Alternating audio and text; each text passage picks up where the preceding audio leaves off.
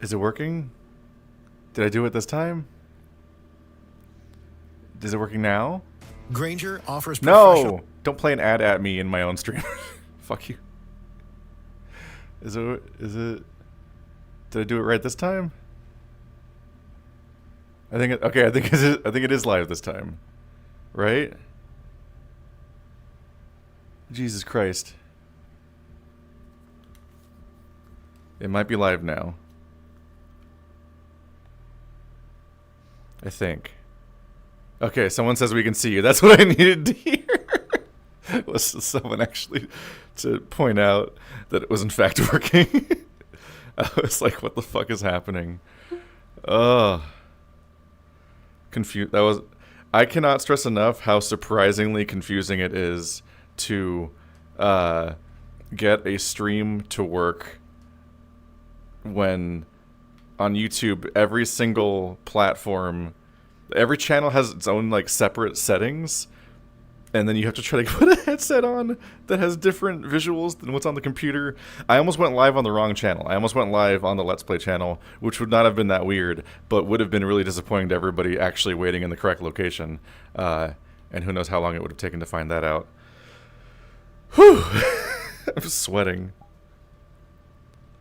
Okay, I'm quickly learning how confusing... Okay. I've made it so there's a camera here. There's a chat here. I can see what you guys are saying. But some of these things magically show up in front of other things no matter what. Which is really weird. So if I want to invite someone to hang out, I have to face away. Because this chat will show up and block it, even though this is closer in my hand. That's some weird shit to deal with. Anyway, hi everybody. Thank you for 10,000 subscribers, which has been insane to see that play out. It's my third time hitting 10,000 subscribers, so it's not like a brand new experience. I have 100,000 plus subscribers on the Let's Play channel. I think it's like 130,000. And like 50,000 on the video essay channel or something like that. Still below 10,000 on the tabletop channel, but like in particular, the last handful of videos I made on this channel became the most popular things on the entire channel, basically, in like the last month, and that's been a really weird experience. It's been really weird to be uploading things and have like 500 comments on each thing and try to process that. So it's been the weird place that I've been in. It's been an interesting experience overall, becoming this like, I don't know, furry pseudo-influencer. Anyway, ask questions or something. I was hoping to have someone here to be less awkward and more socially courageous, but I don't think they're on yet. So we're just doing it live. I actually got like really stressed out about this for some reason. Okay, I can't tell if this thing's working. Ah! My chat isn't updating. That's not good.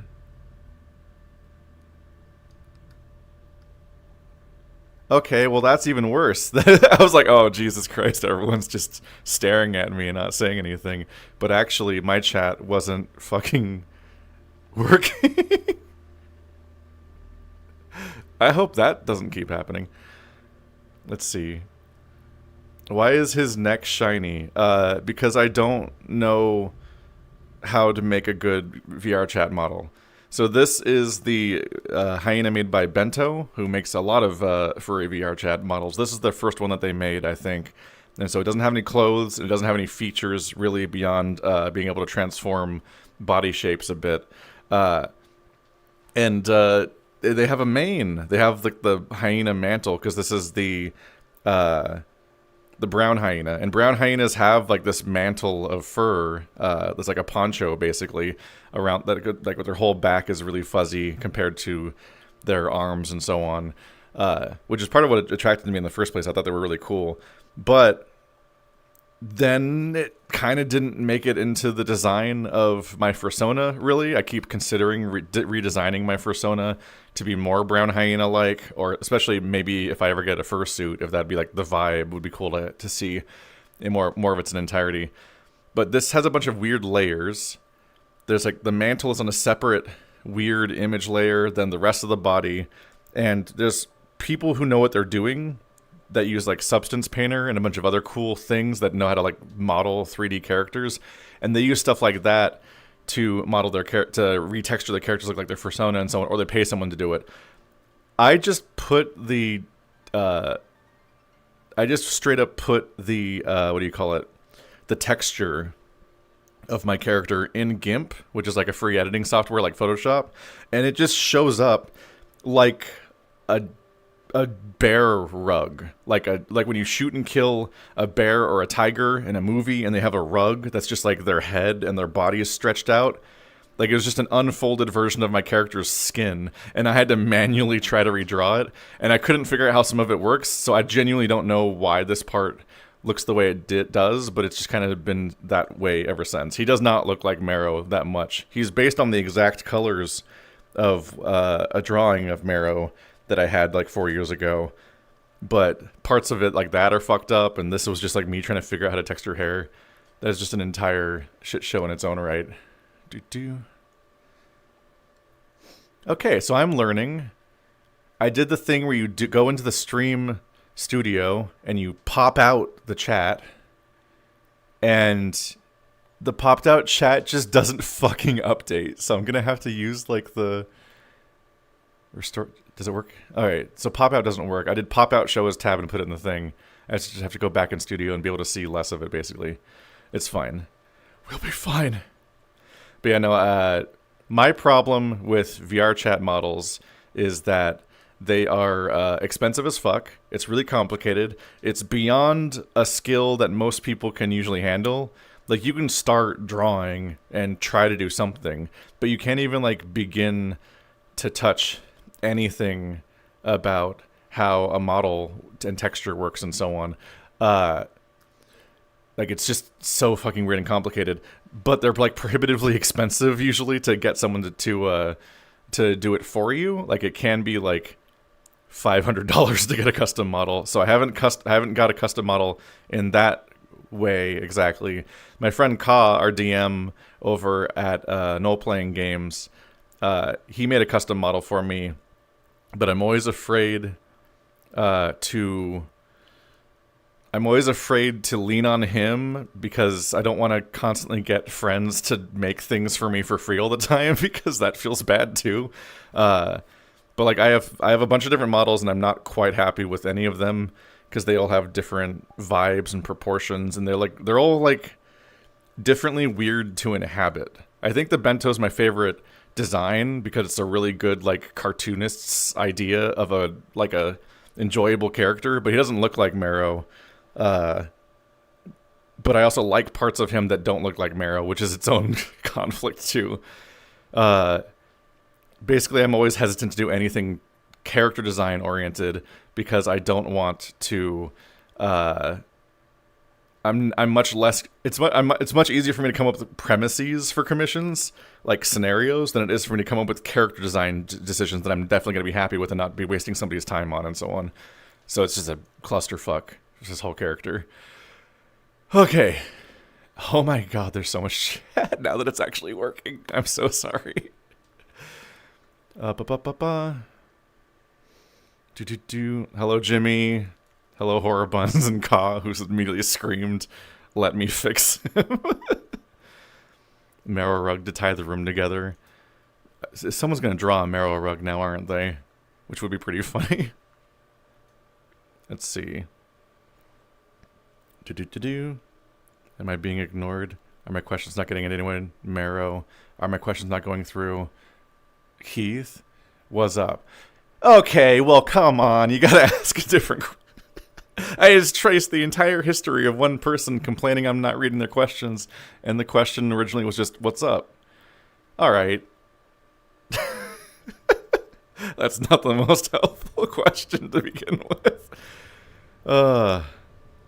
I've been considering getting into VR chat for ages. Are headsets prohibitively expensive these days? I don't know. I have the Valve Index, which is expensive. When it came out, it was $1,000, and I paid $1,000 for it, and it came out in a giant fucking box that arrived in the mail that looked like I could fit a body inside of it, because it probably could. There was so much going on in there, but it was like very comfortably packaged in a way that felt at least safe. Like, everything arrived, more or less. Or so I think, because where is it? Is it working on this model? I can usually can't get all of my fingers. It's usually I think it's usually my left pinky doesn't quite go in, but this model only has 4 fingers, so that it might not be working, might not matter here. But I think that there's a slight defect in the touchpad of one of my controllers, but otherwise it's like mostly fine. But yeah, prohibitively expensive depends on what you want from VR and how much money you make in the first place, which is kind of an ongoing question with all the... I've been compiling the questions for the furry convention thing that I was putting together, and so many of them are about the affordability of furry conventions, and I'm like, every single one of you has a different socioeconomic reality and lives a different distance from the convention you're thinking about, and has a different sized friend group, and so that's a hell of a moving target. But I'll try to figure out how to answer it, or at least just compile some interesting answers among people, basically. There are definitely cheaper VR headsets than the Index. I have not kept track of what its current price is, but they're also making a new headset, and there's also a bunch of cheaper ones like the Quest. Like, famously, there's a bunch of ones that, like, have a compromised version of the experience where you don't have a cable sticking down your back like I do, which is very sweaty right now, and you have, like, less functionality, but you can still navigate these spaces in first person instead of via PC. You can also do VR chat via your computer, but you don't get to do this stuff. Do you get motion sickness at all from your VR headset? Nope. I was worried about that when I bought it, because I bought it without testing it a single time, but I had no problem playing through Half-Life Alyx and various games without any of those things going on at all. I've never gotten motion sickness a single time from VR headsets. I have gotten headaches a little bit, and that usually seems to be a combination of, like, my head is too big for this headset in multiple ways. One, my eyes are too far apart, and so the lenses do not go to the measurement that my eyes are far apart by. Like, it's not made for that. And I also had a learning curve of finding out that you think you have this expensive thing on your head, right? So you're, like, afraid it's going to fall off. But instead I had to keep loosening the band that connects it to my head more and more and make it kind of more floppier. Because if you have it actually holding on to your head in any real firm sort of way, then you're actually fucking up the circulation in your head, and you're going to get a headache that's really bad in about an hour. So you actually learn over time to loosen your headset, basically. But no, I actually have never had motion sickness from anything, ever. So this is not a thing to go off of necessarily. Like, I once did go on the Gravitron with my friends like 8 times in a row just to see who could do it the most times, and a bunch of them threw up, and I just went back on over and over again, basically. All right, that one I see you, buddy. All you're doing is saying you want my attention over and over again, but you're not actually asking a question or contributing to the conversation. That's why I'm not really, like... You gotta calm down. You're being too much in the chat. But I just went on the fucking thing like 8 times in a row until everybody else just felt miserable, and my whole body was just fine. I was just like, yeah. Really, the downside of being on the Gravitron that spins you around was just the fact that the music's so loud that it's physically uncomfortable to sit through it, the heavy metal that they play in order to mask the machine noises that would make you feel like you're about to die in a Final Destination movie, which is most of what's going on there.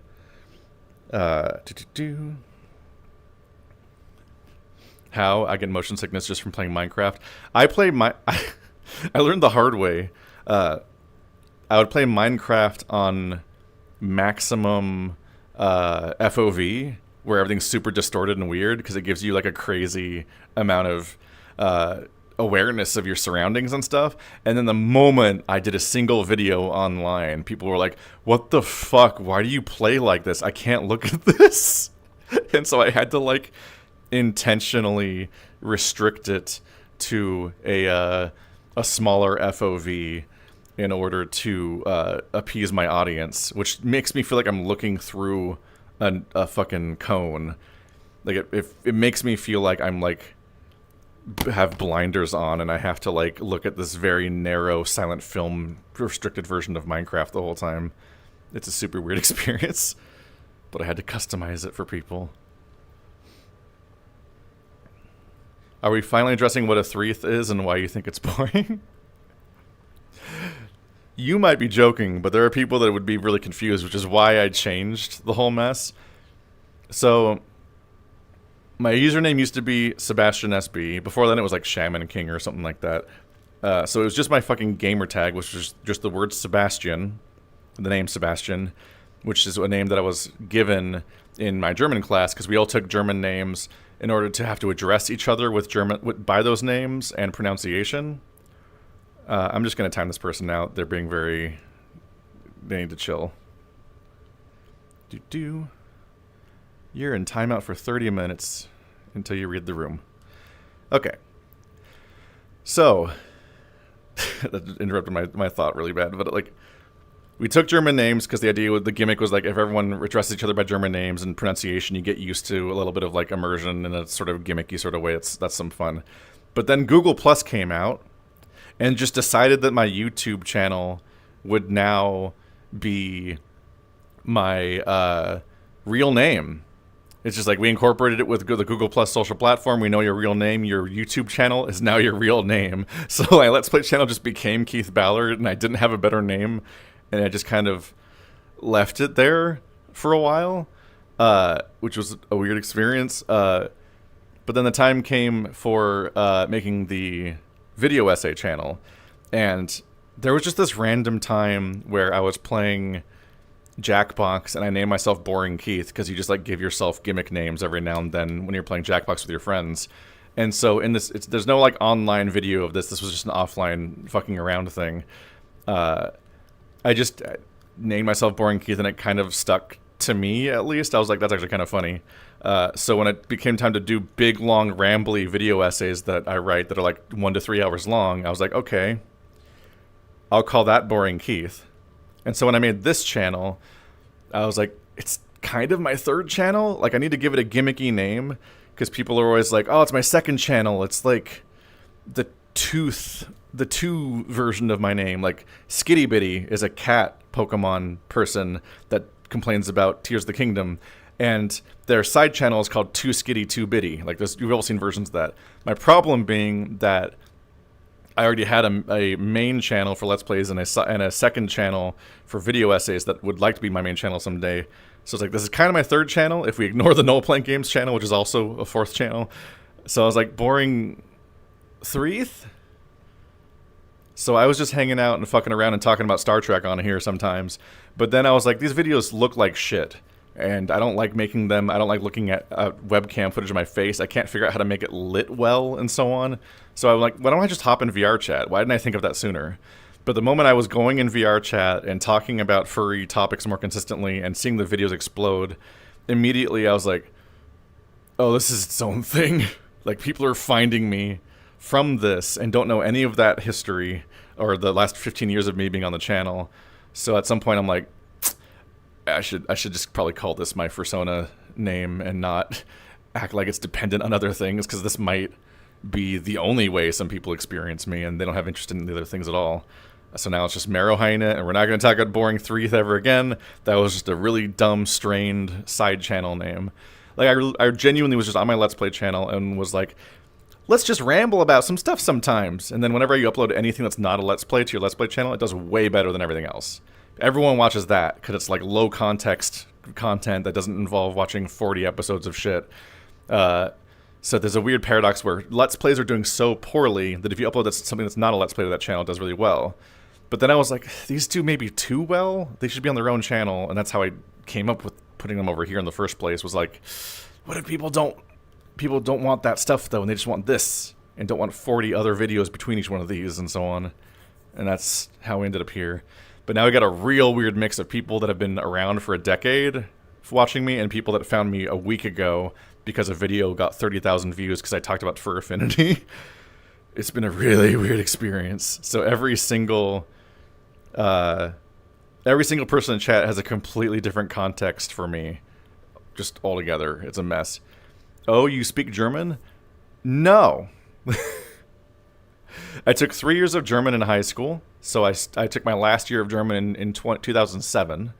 I then was a teacher's assistant for my German teacher because he was my favorite teacher. He was fantastic, but my schedule was fucked up, and I couldn't take German 4. It was impossible. I had to graduate so it was in the way of something else. So I TA'd and graded papers for lower end German classes, which is like grading German 1 is really funny because they're like trying to make a 4-word sentence and not succeeding, and you really realize how far you came in the last 3 years. But that was 2007. Now it's 2026. I was 17. Now I'm 36. So I've not been practicing German whatsoever. The best I can do sometimes is try to remember the pronunciation while I read German that's already written. And sometimes people think it's pretty good, maybe. But I don't remember what it means anymore, unfortunately. How did you become Marrow? Like the name? I just... Hyena. It's funny because it's a little harder to research brown hyenas and exactly how they work. So it's hard not to base your idea of a hyena based on spotted hyenas, because that's the one that are the most available and known. And there's somewhat more information about striped hyenas, but brown hyenas and aardwolves, it's hard to even find new pictures of them half the time. Like, there's so little documentation of them a lot of the time, so it's actually hard to have a good sense of things. But I just kind of like, I was having my design worked on by Enro the Mutt, and Enro was working on what would become Marrow. And I just, at some point, I just kind of like thought of the name, and it just stuck. And I was like, yeah, sure, he'll be Marrow, which is not a massively unique name, but also there's like 3 total hyenas named them, and one of them is fictional, basically. So it's like not that rare.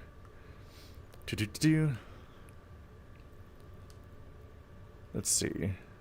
Okay, that person's like a bot, I think. Bizarre behavior. It'd be helpful if I had a moderator set up, but I've never streamed on this channel before. Alright, so that's going to be a permanent ban then. Goodbye. Yik when? I don't know. Talk to Toaster about it. I'm available more so than any of my other friends because I have this weird job. Like, this is my job. Not this channel specifically, although like all of the side projects all collectively make money and help on some level, so that's nice. But the main job is the Let's Play channel, which I've been doing for 15 years. It became my full-time job 10 years ago. So I am just here all the time. And I make my own schedule, and it's gotten really complicated, but I do make my own schedule. So when it comes to me collaborating with people and those series stopping, generally speaking, those playthroughs and so on are usually interrupted because the other person has a life and is dealing with stuff, and that happens. It happened a lot with Stephanie on the tail end of Echo and so on. And we eventually even started a playthrough of Raging Loop that was on Patreon for a bit, and it just like, I ultimately had to cancel it because I'm like, there's no reality where Stephanie and I are actually going to be able to coordinate enough sessions to get through this game, especially when it became apparent that I was moving. It's like, oh, that playthrough's dead. But I'm usually pretty open to coordinating and making my schedule work for other people. It's just that everyone else is being grinded under the heel of capitalism and is exhausted all the time.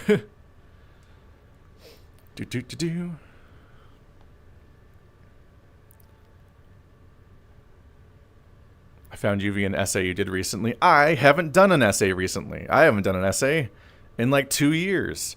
I've been working on them the whole time. I've just been failing at producing, and that's been really unfortunate. I'm so sorry. But hopefully at one point, once I finally get the dispatch video done, I might be able to go back and like put the final touches on or repair what I'm unhappy with about the other playthroughs or the other essays that I was working on, and finally get those repaired. And in my brain, I keep fantasizing about having a year where I just fucking knock down the dominoes and just like get a video essay done every like 2 months because I have like a bunch of half-formed ones all over the place, and I really wish that I could fucking fix them. I should probably zoom in or something if I can remember how. I swear there's a zoom in here somewhere. If you haven't used it before, you don't know how fucking strange the interface is for... the zoom is on the inside of the screen. Oh, that's so weird. I'm looking at a floating cell phone, and there's 3 meters outside of the cell phone that let me do this part, where I change the angle the camera's pointing at. But then inside the cell phone face, there's a zoom, which is really weird. Vertical. Let's make it point back down a little bit. Wow, I'm in frame. Oh, Jesus. Okay, these are paragraphs, so this is going to be... I just got to pick someone. Am I still kicking up with Stephanie? How is she? I actually just hung out with Stephanie and my boyfriend Ansu like a week or 2 ago, hanging out in Old Sacramento. She's doing all right. She's got more stories. She's definitely got some new stories she could tell if she was in a video ever again. But she lives like 2 hours away from me or something like that. I have not been to that town for a while recently. It was our first time seeing each other in like the year since I moved, because we've just been busy and dealing with stuff in general, and just time moves quickly. But yeah, we're still good friends. We had a great time chatting, in particular because we have a mutual person that we both greatly dislike, and it was a good chance to just be able to like just fucking just sort of recalibrate reality for a few hours and be like, okay, this person like actively gaslights both of us, right? Like we need to like both sync up on our ideas of what reality is here and just vent about this bullshit because we can't ever bring it up to his face. It's so fucking frustrating. So happy not to live there anymore. Your personality super fits the hyena character. I'm happy. I think part of why I landed on hyena was because I have like 500 weird laughs. Like there's 2 different types of people that laugh. There's people that do one canned laugh over and over again, and you kind of start to wonder if they're doing it on purpose or not, or if it's performed. Like they're like, this is the social cue, time to laugh. And then there's my weird bullshit where I genuinely just am all over the fucking mess and make the most dumbass noises through the walls and shit. And Andrew has to hear it because he lives here. He's doing like call center work right now in the other room. This poor man.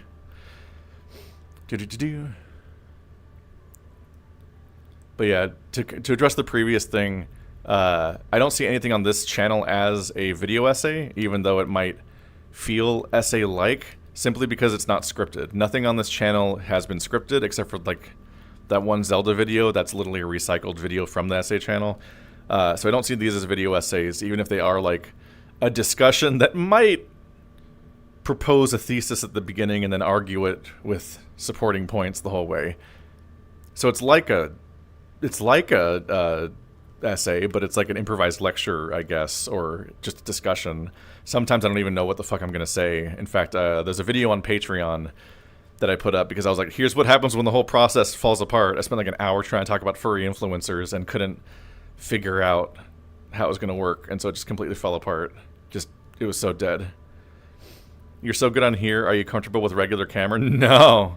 I'm not even comfortable right now. I'm stressed out consistently that I'm some kind of fraud and that I'm going to lose whatever semblance of how people like me or what makes this work. Every time I go live, I'm always like, y'all know I just make this shit up, right?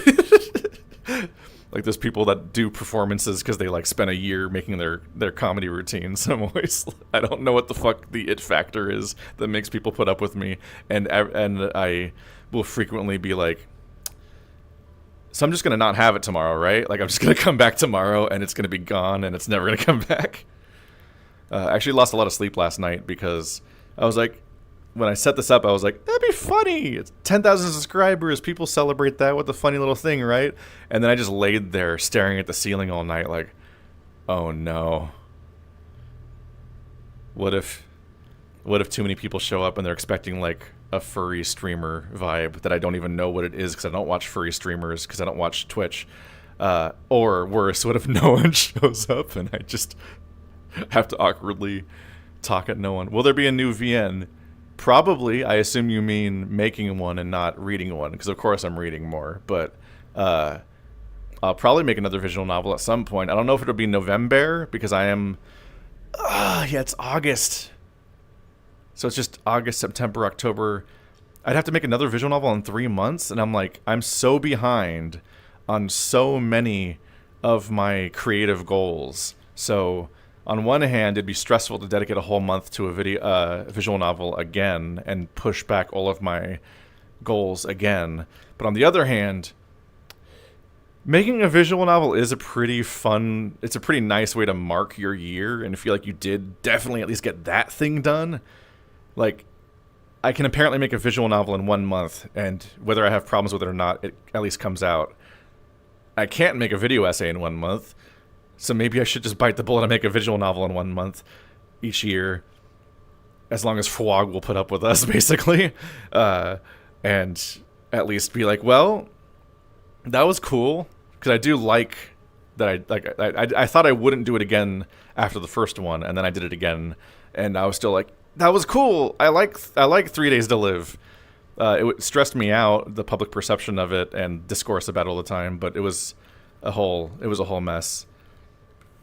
Right? Please talk more about Since November It Was Peak. Talk more about it. About what? I don't know what to say about it. Honest Live is better than some stuff on Twitch. I don't know what that means. Oh, there's so much chat. I'm so sorry.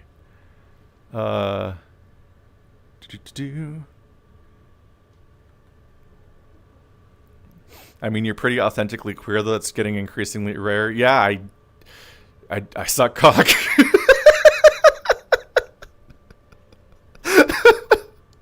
There's been witnesses. Oh, God.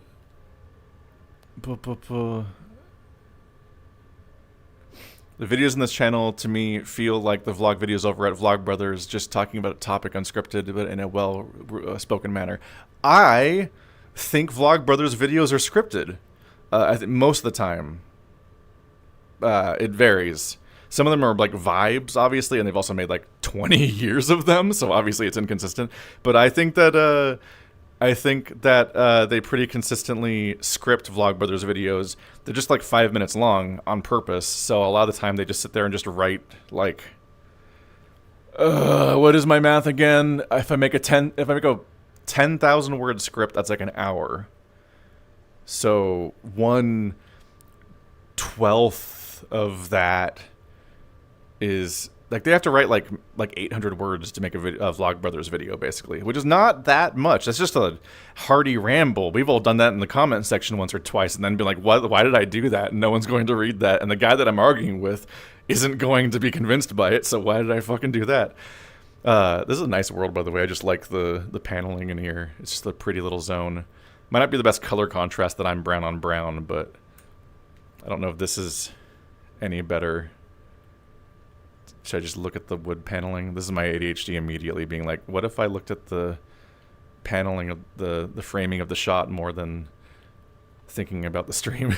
But no, I think a lot of Vlogbrothers videos are actually script. They're just a lot of internet content is people scripting stuff, but then trying to figure out how to perform it in a way that makes it harder to tell that it's scripted.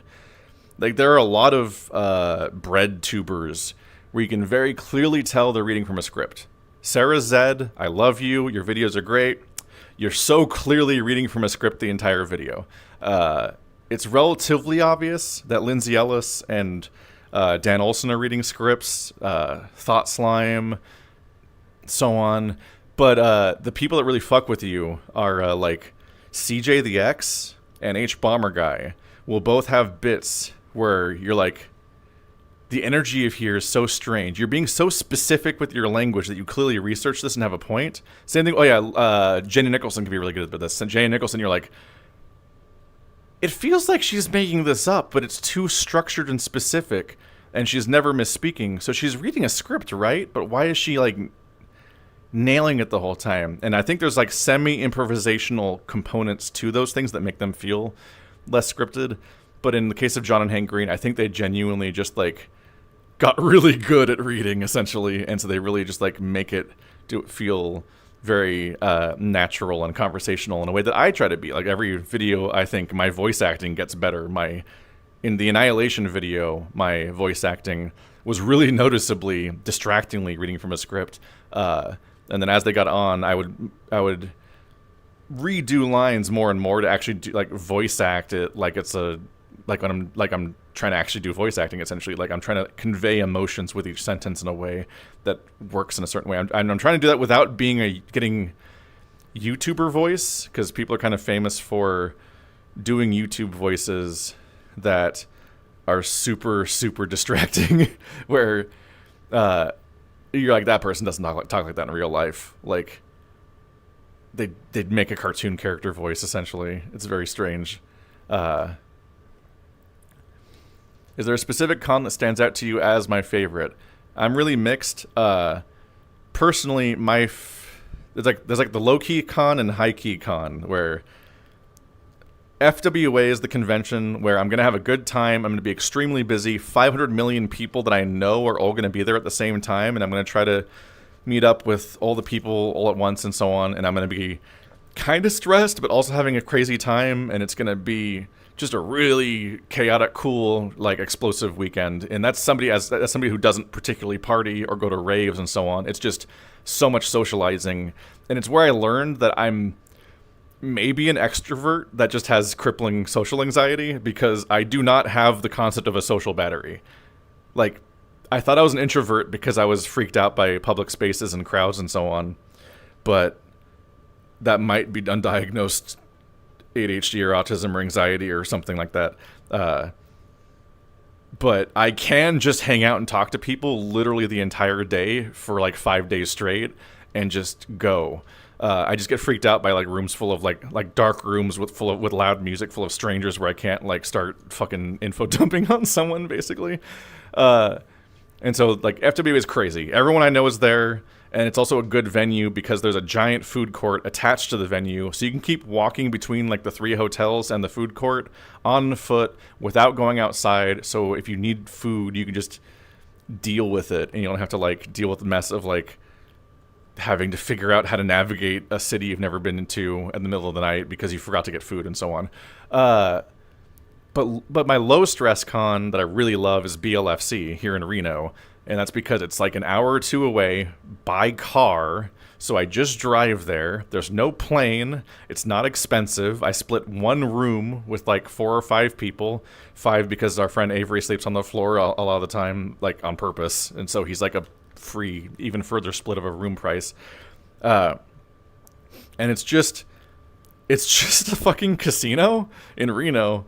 But you go to like the basement floor where there's just a really wide hallway, and there's just a bunch of fursuiters walking up and down this really wide hallway and hanging out on benches. And there's a Fat Tuesdays in the middle of the hallway that serves alcoholic slushies, and it's like a tiny convention, but it's somehow big enough to have a dance competition. So I get to have a dance competition. I get to have low stress hangouts. I get to drive there, which means I don't pay for a plane ticket. I don't have to worry about being late or waking up early or even having a schedule the day I come to and from the con. And I have a car the whole time, so we can just fuck off into the middle of Reno and have like a really good dinner at random. So like not everyone's there, but the people that are there, I spend the whole convention with. Last year, Dax Horror Buns, he fucked up his plane ticket and was leaving 1 day later. And I was like, oh, well, I live like an hour away. I have a make my own schedule job. I could just hang out with you for an extra day. So we just hung out for an extra day in Reno and went to arcades and stuff and fucked around while the convention was already over. And then he caught his plane ticket the next day. And it's like, it's that low stress that I can just like hang around and not be stressed out by any part of the entire process. So FWA is like the cool, amazing convention for me, but it causes stress. And BLFC causes no stress because it's like right here. FC is even closer, but I don't like it because it's too small. and I don't have connections enough in it. So everyone just hangs out in their hotel rooms, and you can't see where anyone is. And I'm not like connected enough to that convention to do anything. So I show up and just like sit around, and like I recharge because there's a courtyard full of fursuiters to look at, and I can show up for basically free on the afternoon. But then I just go home and don't stick to the convention for the whole trip because I actually genuinely don't know what to do during the to make a trip worthwhile out of the whole thing. Is anybody online right now? Nope. Okay. Does Keith have a fursuit? No. Fursuit scared me. I think fursuits are really cool as a piece of art. Like, I love fursuits. They're so cool. I don't know for sure if I like fursuiting. Like, I don't know, because I've never fursuited before, so I don't know if I would like it. That's the first scary thing. But also, like, I just think about, like, I've gotten a bunch of commissions of art, and when I commission art, there's always the chance you're not going to love it. Like, you can be genuinely disappointed a couple titimes, and you get your socks just blown the fuck off a few times. I just got a art comic from Gato that I fucking love. Like, it hits all the buttons. But there's always that middle ground of like, yeah, like the artist didn't half-ass it, and they drew what I said, but like, I don't know. It's like it's not a mind-blowing, cool, crazy piece of art. I'm not like completely in love with it. I'm just like a adequately satisfied customer. It's fine. And like, no, it's no one's fault, but that's just like the part of trying to communicate to somebody else to make art for you and trying to like experience some kind of like high from that and so on. I deeply fear the idea of spending a ton of money on a fursuit, pre-ordering with a specific creator, waiting like a year or more for it to come out, and then after it finally arrives, you're like, it's fine. And you're like not necessarily in love with suiting in it, and there's like parts of it that you like wish you could change, but it's too late. Like, I fear that entire process, so I've never pulled the trigger on it. But I got so much FOMO the moment that like Trump did all the tariff shit. I was like, ooh, all of those parts are imported, aren't they? All those materials are imported, aren't they? Fursuits are going to cost $20,000, aren't they? I should have already got one. I really should have pulled the trigger sooner. I've also got a bit of a mixed thing where there's suits I like, but I have to source them better because no hate on any of the people at conventions, but the actual suit makers at conventions are almost never the suit makers I actually like vibe with. They're like competently made, but I can't imagine Marrow being made by any of them. Like, I don't love their aesthetic in that way. And so I just, so I also decided hard to even find the right suit maker in the first place. I think somebody was asking whether they should call me Keith or Marrow and so on. And the answer is whatever you want. But that's an unhelpful answer. So I say Marrow because we're in spaces where everyone's used to saying their persona names and so on. I don't get the anonymity of that in that so many people know me by my real name. And because so many people found me via the Legoshi and Ad Astra video essays on a channel called Boring Keith, they know me better as Keith than as Marrow. So I don't care if people call me Keith. And so I just accept both at all times. But because that's a really unhelpful answer, and it's really annoying when somebody wants to know what to call you, that you just be like, whatever you want, man. The answer is Marrow, because then you have an answer. I like to draw Marrow again. It's a fun design. Everyone can draw Marrow. It's fun. But it's probably mostly safe for work.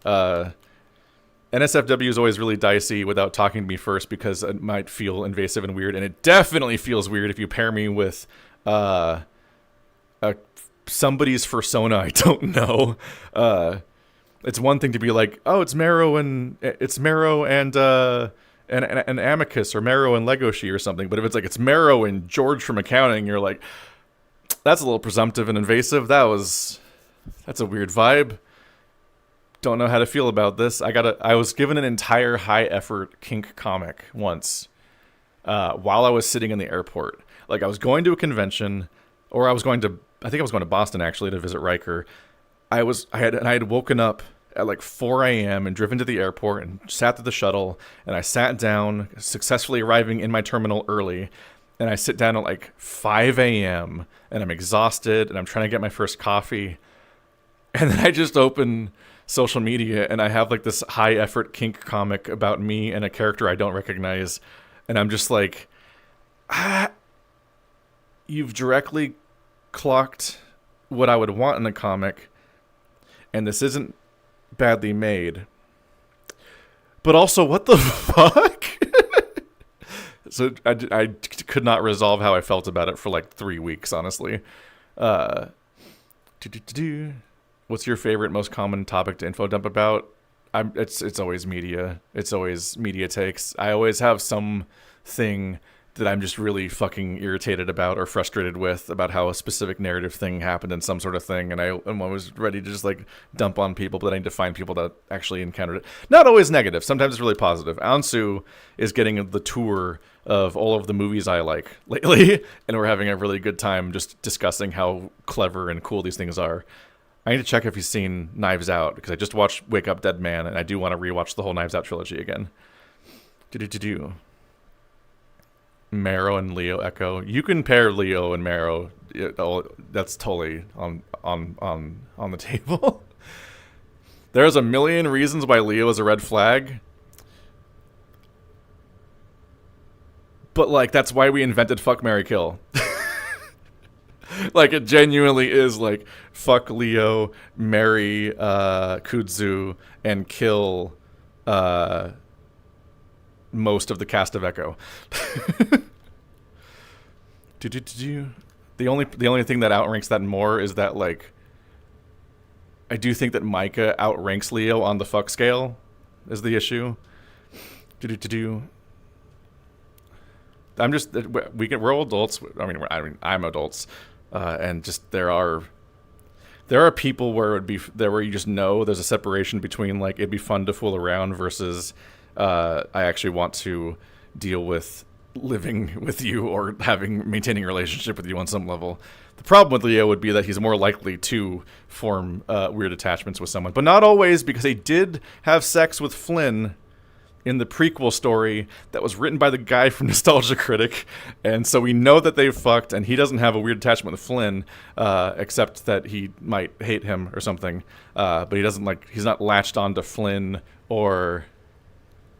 Was it Micah? The way that he is attached to Chase. So he has a specific codependent, toxic relationship with Chase, but he does just like fuck around, and it's not that big of a deal. That's the weird lore, is that Echo, nominally, people always know it's written by Howley, and people that know slightly more know that it's half of it's written by McSkinney and Howley, like half and half, basically. That's like the surface level knowledge. But people that know more about Echo know that most of the side content is all written by Red, the person who wrote Glory Hounds, and originally one of the routes of the Smoke Room.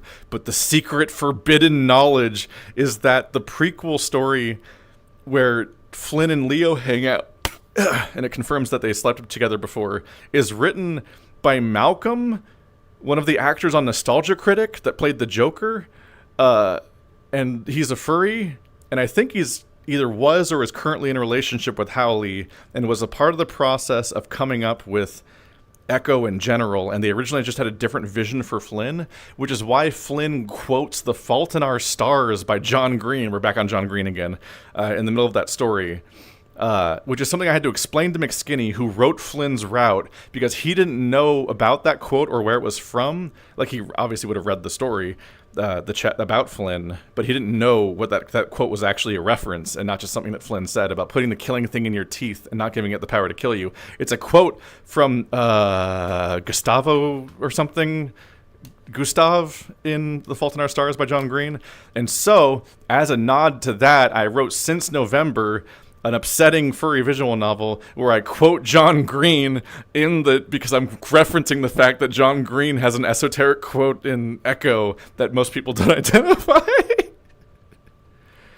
It's so fucking funny to me. So there are at least 4 writers of Echo that have written some actual chunk of Echo and so on. I would love to talk to Malcolm at some point. He just seems interesting. I have never spoken to Malcolm, but I'm like 99% sure I've seen Malcolm at conventions before. But I don't talk to people that I recognize because they scare me. Everyone who approaches me at a convention and says hi and gets a sticker and a hug or in a photo or whatever is braver than me, because I never walk up to anybody ever that I don't like telegram first about walking up to them. Basically, I'm so terrified to meet random people. So like I've seen The Odd Ones Out at a convention. I've seen Saberspark at a convention. I've seen Jenny Nicholson at a convention. I've seen Kaiser Neko from Team Forster at a convention. I'm pretty sure I've seen Malcolm multiple times at conventions. I've definitely seen Sonic Fox a lot at conventions, and I will never talk to any of these people unless we become mutuals preemptively, and then I'll talk to them at one point. There was one guy that I was mutuals with, a guy that I won't specify. And we were mutuals, and I hang out in the mutuals tab on Marrow on Blue Sky all the time. So I really fixate on like, here are the people that follow me that I follow them, and we can like chat back and forth. So it feels like they're people that are closer to me. So I like hanging out in that tab. This guy had been in my mutuals for like 2 years, and I saw him at FWA, and so he's the one person that I've walked up to unprompted and said hi and so on. And he had no idea who I was. He probably just like really casually follows people back sometimes, and I just like had this idea that we might be familiar to each other, and it was really like traumatically embarrassing to me.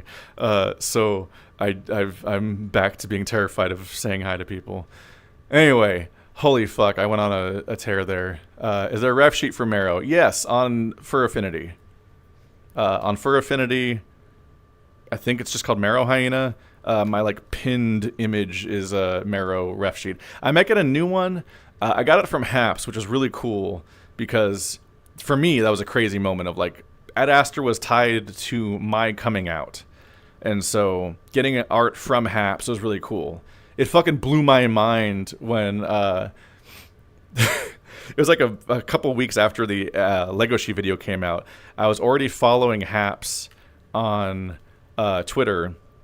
And I just saw him, I woke up in the morning and just saw him say, like, I'm going to find out why Legoshi is gay. And I was like, oh, that has to be referencing my video.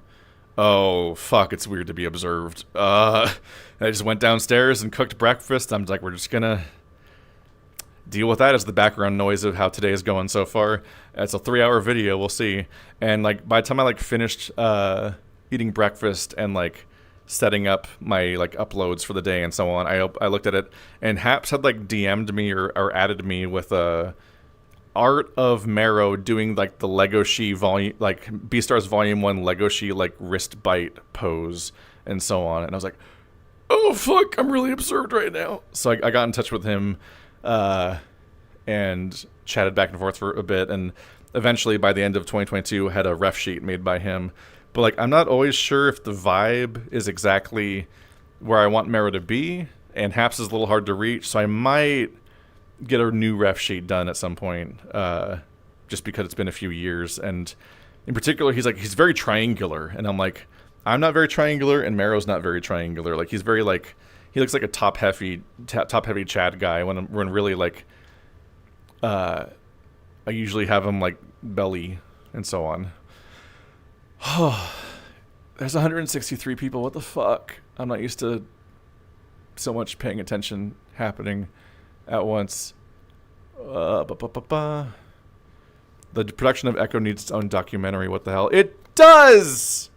There is a book, basically, about it. Somebody put together like a 200-page PDF documenting all of Echo's creation. You'll have to go in the Echo Discord and ask about it or something. I can't easily help you with that in the middle of a stream. But there's a whole ass document in there. In particular, we know that Micah came from... because like there was, each route has a character that was made by a supporter, essentially. Like they're literally like somebody's OC being put in the game and then written into the story and so on. That's Micah, that's Kudzu and so on. That's the deer that everyone remembers and knows the name of for sure. I'm so sorry. And that's even my best boy Raven, who I will defend to the death Everyone always talks about, including the creators of Echo, talk about rewriting Carl's route and removing Raven entirely. And I'm like, there's so much characterization in Raven that I think is so fucking good in that thing. I want Raven to stay in any rewrite that happens. But those are all supporters, and so is the Red Panda that shows up at one point. All of those route specific characters are. All of those route-specific characters are supporter characters that were inserted. When it was time to write the route that would eventually have Micah in it, instead there was an otter that was going to have like a history of like being sexually trafficked or something like that, and he was going to. The creator insisted that the supporter insisted that he had the 3-way with Leo and Chase. And a bunch of other like needy stuff that was going to be a problem for like just not great for writing potentially, and it was you could tell McSkinny from the tone that McSkinny did not want to write this character, but then that supporter ended up sexually harassing one of the artists that was working on Echo at the time, and so that character. That supporter like fled into the woods, never to return, and so instead they needed a replacement character, and so the supporter who gave us Julian then also gave us Micah, which means Julian and Micah are from the same person, and they cannot be more different characters, because Micah was the replacement for this nightmare character made by a nightmare person that fucked off. It's so weird, and I learned that from that document. People say Circles PDF is what it's called. You can probably find links to it in the Echo Discord somewhere. There's so much weird lore. Like it's the type of weird shit that'd be fun to write about in a video essay. The problem is that I need to set aside the time to reread all of Echo like twice in order to actually figure out what I want to say about Echo besides a bunch of random info dumps about this random bullshit. Because info dumping random trivia is fun, but in a video essay has a thesis that you're going to argue that has like a point to it and so on. And so I need to find out what I actually would want to say about it, and it would be a big time investment to figure out what I would want to do in the first place. There's so much stuff going on here. Marin is cuddle shaped. That's the whole goal. I'm trying to become more cuddle over time. I used to be insecure about my body in real life, because like being kind of overweight, but not that overweight, but it was like I wanted to like be more intentional or something. Nowadays I'm working out, but the goal is just to get like bigger arms and back and stuff like that and not actually lose any weight at all, because I just want to be like soft in the middle, but also have like cool shoulders. Show paw. I can only do these ones. I don't have body tracking. I can't lift my leg. I have not invested enough money into VR, and it's expensive and complicated. And I also don't have the mods that allow me to grab my foot and pull them up or something. It's really complicated.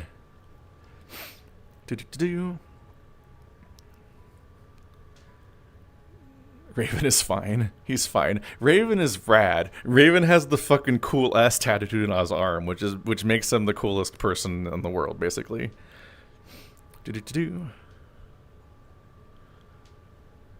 Training to be the optimal hugger. I always think about there's that one like Asian bodybuilder that basically was just like he's just like in an interview. He's being interviewed with like a white void behind him, and he's just talking like I saw like cool guys in art or whatever, and I just wanted to work out and be like them.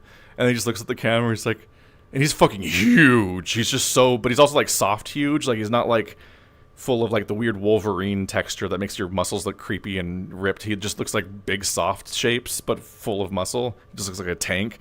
And he's like, "Do you think I'm cute?" And I'm like, oh my god, that's the most furry energy I've ever seen, is getting that jacked and being like, am I cute? Did I do it? Ugh.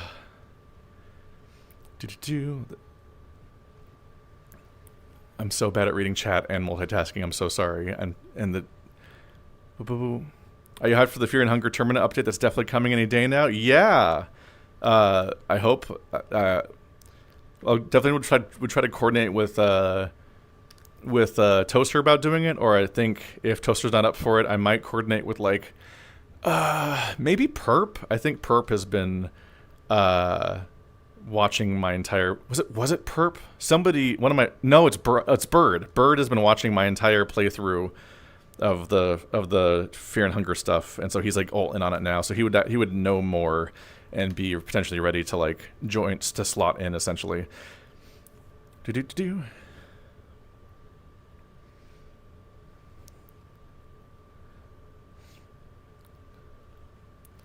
How are you even doing this? It works so well. Your expressions are amazing.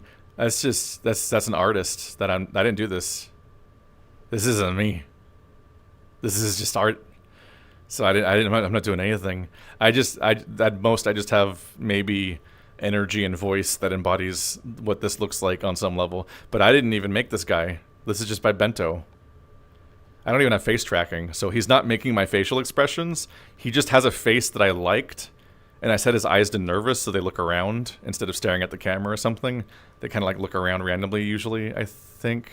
It's supposed to be how it works. And he's just a guy. He's just trying to yap with his mouth based on my sound wave of me talking. Like, he doesn't have any face tracking at all. He just moves like me with the body. What do you use for VR? Valve Index. I've had it for like 4 years now or something, and I dropped it. It sat in the moving boxes for like 6 months before I thought to use it for this channel, because I hadn't used VR recently. And I picked up a box that had my PS5 and the Valve Index in it, and because it'd been sitting in the garage in the heat, I picked it up and the tape immediately gave out and just dumped all of that hardware on the floor, just from like my shoulder height down to the floor on the concrete. So one of the tracking stations has a weird dent in it, which might be why I have hand jitter, which was a problem when I was a cameraman for Eigen and their shorts recently. And my footage I couldn't make usable footage at all. I'm sorry, I need to drink my coffee. I need a break. Room temperature coffee. It's a hot room, though. I'm sweaty as shit right now in this room. So it's still hot coffee.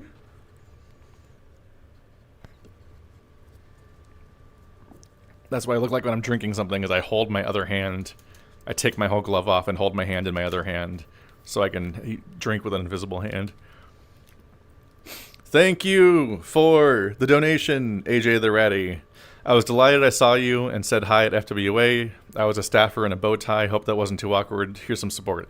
I don't think that meeting a fan or anyone has ever been that awkward, except for the part where I'm awkward already. So sometimes I'm just like, I don't know what to say. I'm so sorry. One of the worst times is the raccoon guy. Big, very, is it called endomorphic? Big shoulder spread raccoon guitarist that people know once caught me first thing in the morning. Like, I woke up at MFF in a room with like 6 people in it, because we split it so many ways, and we had like a bonus bed and all this other shit. And I was the first person up, and I was being so quiet. I took such a quiet shower, and I so quietly changed my clothes in the dark, and I was just slowly creeping through the hotel. And I got out the room as quietly as I could, because the doors are always loud as shit. And then the moment I get in the elevator, I just hear, Marrow! And I'm like, oh, Jesus fucking Christ. That's the first stimulus I got today out of a dark room. And so I just was like fucking shell-shocked and did not know how to respond, and just awkwardly didn't really, I don't know what I said. I just like completely failed the social QuickTime event. So elevators are the most awkward conversations I have, probably, because I'm like, I think I'm the most checked out and zoned out when I'm in an elevator, and I'm just like, I'm in stasis. I'm in the in-between place. And every now and then somebody says the funniest thing I've ever heard, and that's the best elevator memories. But people greet me sometimes in an elevator, and I am not prepared, so it doesn't work well. Other times it's just like they're kind of not saying anything, and I don't know what to say because I didn't grow up doing a bunch of like customer service and wait staffing and so on. So I don't have like a script that I go to. I genuinely just react to whatever people are giving me, and because I'm awkward and don't improvise things. So if I'm awkward and you're awkward and neither of us are saying anything, I'm just like, yeah, hope you have a good convention. You want a sticker? And I just like try to get through it. But it's never a problem. It's just, if anything, I usually think that I'm the problem, basically. Thank you for the donation, Artistic Rebel. This is too enjoyable. Congrats on the 10K. I'm happy this is enjoyable. I don't know what the fuck I'm doing. I'm just rambling. Red Means Recording is here somewhere. I saw that, and he mentioned that like this is just how I am a lot of the time. I sometimes feel bad that I'm just fucking rambling all the time, and I'm like, oh no, I'm not like doing enough follow-up questions to give the other person stuff to talk about because I'm just dumping at people. Let's see. What game do I wish I could play blind all over again? The go-to one people always say is Outer Wilds, but I also kind of feel like Outer Wilds is getting old enough now that I might actually just have a bad enough memory that I could just play it again and be like, whoa, yeah, that's how that worked. Like, I might remember the trick to 1 or 2 planet. Oh no! Ansu's headset strap broke. Oh no. I'm sorry.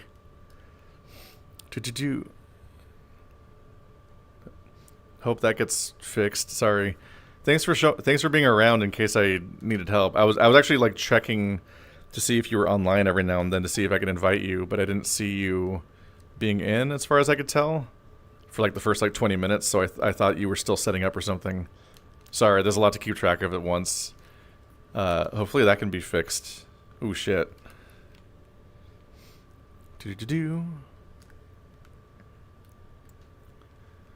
But this has turned out to be, I guess I'm rambly enough that I can just get like the minimum prompting of like a couple things to read at a time, and I kind of just go. Been online the whole time. When I looked at the social thing, it said that you weren't online. I was looking multiple times, and it still said you were offline. Shit.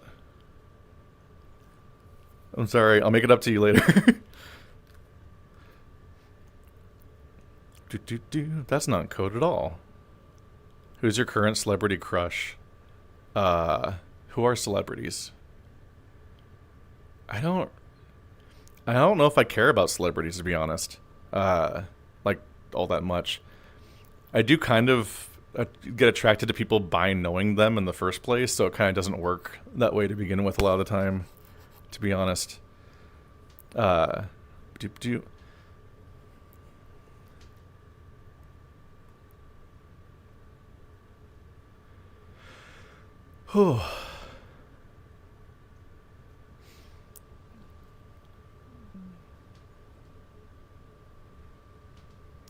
There's so much to check. The social menu API has been acting up recently. Oh no. Yeah, I was looking and I wasn't seeing anyone. I was just seeing Icefang online and nobody else. And I was like, why is nobody online? Like at all in the world? And why is Icefang uniquely the one person that shows up as being online? Got any lore for your persona? Not really. I originally had a sort of a sense of what he was going to be like, in that he was kind of based on how I saw myself, which is this idea that I saw myself as being kind of like grumpy and off-putting and so on. It seemed like people often felt like they needed to like apologize around me unprompted and thought I was in a bad mood all the time. And I also just like was very aware that I wasn't super good at like socializing and so on and meeting new people, even if I could be like pretty good with the people that I knew. So I was really used to just talking to like the same handful of people. I had a relatively negative view of myself and so on. And so like in the original drawing you see of Marrow drawn by Enro way back at the beginning of the entire gallery and so on, you see that he's like very like sort of like grumpy and off-putting essentially.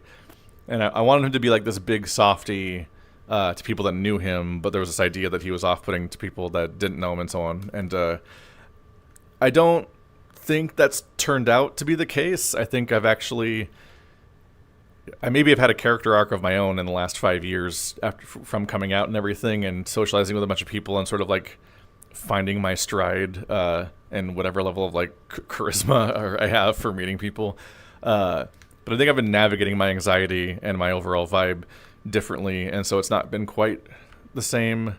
So yeah, kind of dumped that, but it is fun to do that. So it'd be fun maybe to reintroduce that vibe instead of it being self-reflection, but instead making it like intentional, because there was a lot of hot, sexy, grumpy Marrow in the first year that I did. I do like a lot of the art from that era, so I do think that him being grumpy might be fun. I think of like Purple, Plurp, Plorp, Plurp, Plorp, the purpley-ish named possum person that has a character where there's a little Twinkie guy and a big, short Wolverine widescreen boyfriend and so on. I'm like, the character is so fucking grumpy, and it's actually really adorable every time it comes up. Jasper does says, thanks for being about. Recently going through your VN reading, since I don't read it as often, working the space, but good stuff nonetheless. Thank you for looking through my stuff. He snuck up on me how much shit there is. We made so much. Velvety Man says, I think that comic you mentioned was one I made. If so, it was a random doggo. Sorry about the weird experience. I'll ask you who to add next time. No, it wasn't you. Because that wasn't a comic. That was a one-off drawing. And also, I opted into that. Because you're talking about the Kinktober thing, I think. No, it was a comic. It was like a 4-page comic with a fully illustrated character that I did not know. And that was a weird experience. And I'm like, this is really well made, but that's not necessarily how to navigate this social this social dynamic here of how you should probably navigate this stuff.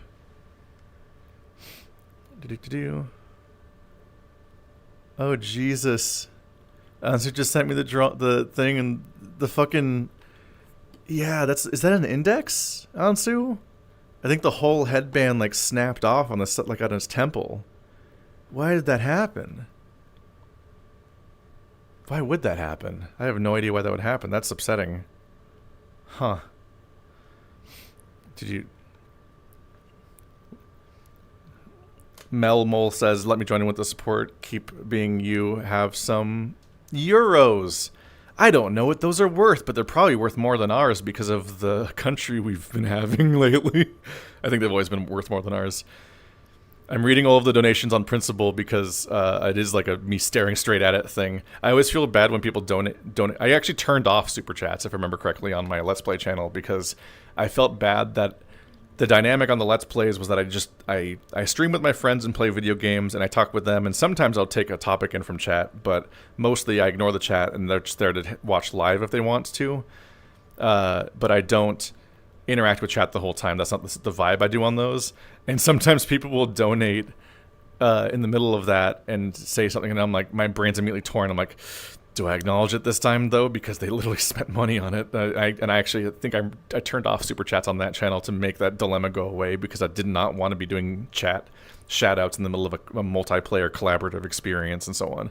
But obviously the purpose here is to talk to people. Oh, you're rambling. Name every raccoon. Jimmy, Toaster. Does Orf have a raccoon? I don't like Rambly very much, by the way.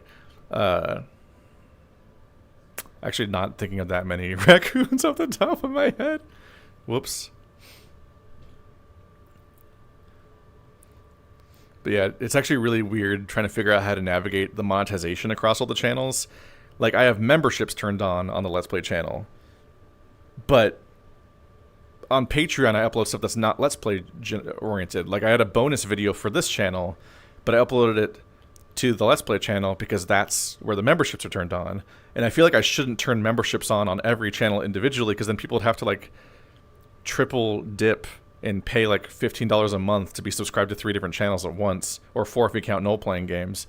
So I try to keep all the membership stuff just on the Let's Play channel, which doesn't work. But the real solution is just go on Patreon for that stuff. But there is like a different level of like super chats and donatable subs and all this other stuff on each channel because I have a different comfort level or context for like what I think I should do for each one. It's weird. You didn't even think about Rocket Raccoon. I should have thought about Rocket Raccoon. I've literally drawn Rocket before, but this is a thing that comes up in the fucking Patreon Q&As. I'm really bad at what I call indexing. I don't know if that's what you'd call it or not, but I'm like, the idea of being able to create a list of things in your head and then rank them or recall them and so on. Whenever people are like, what's your favorite thing of this year? And I'm like, I can't even easily generate a list of things this year, so I'm just going to think of one thing and name that and talk about that and then skip the rest of the question, essentially. Your top 10 thingies, and I'm like, fuck. Now I have to sit here and try to like Google 100 thingies and then pick 10 of them I like the most because my brain is so bad at like creating lists of things for some reason. Even if I can talk about them individually forever, I have to be like prompted for a topic to think about a specific thing.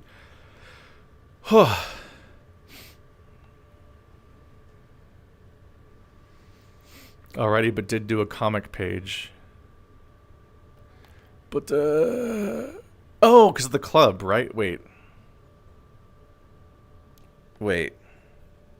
Sorry.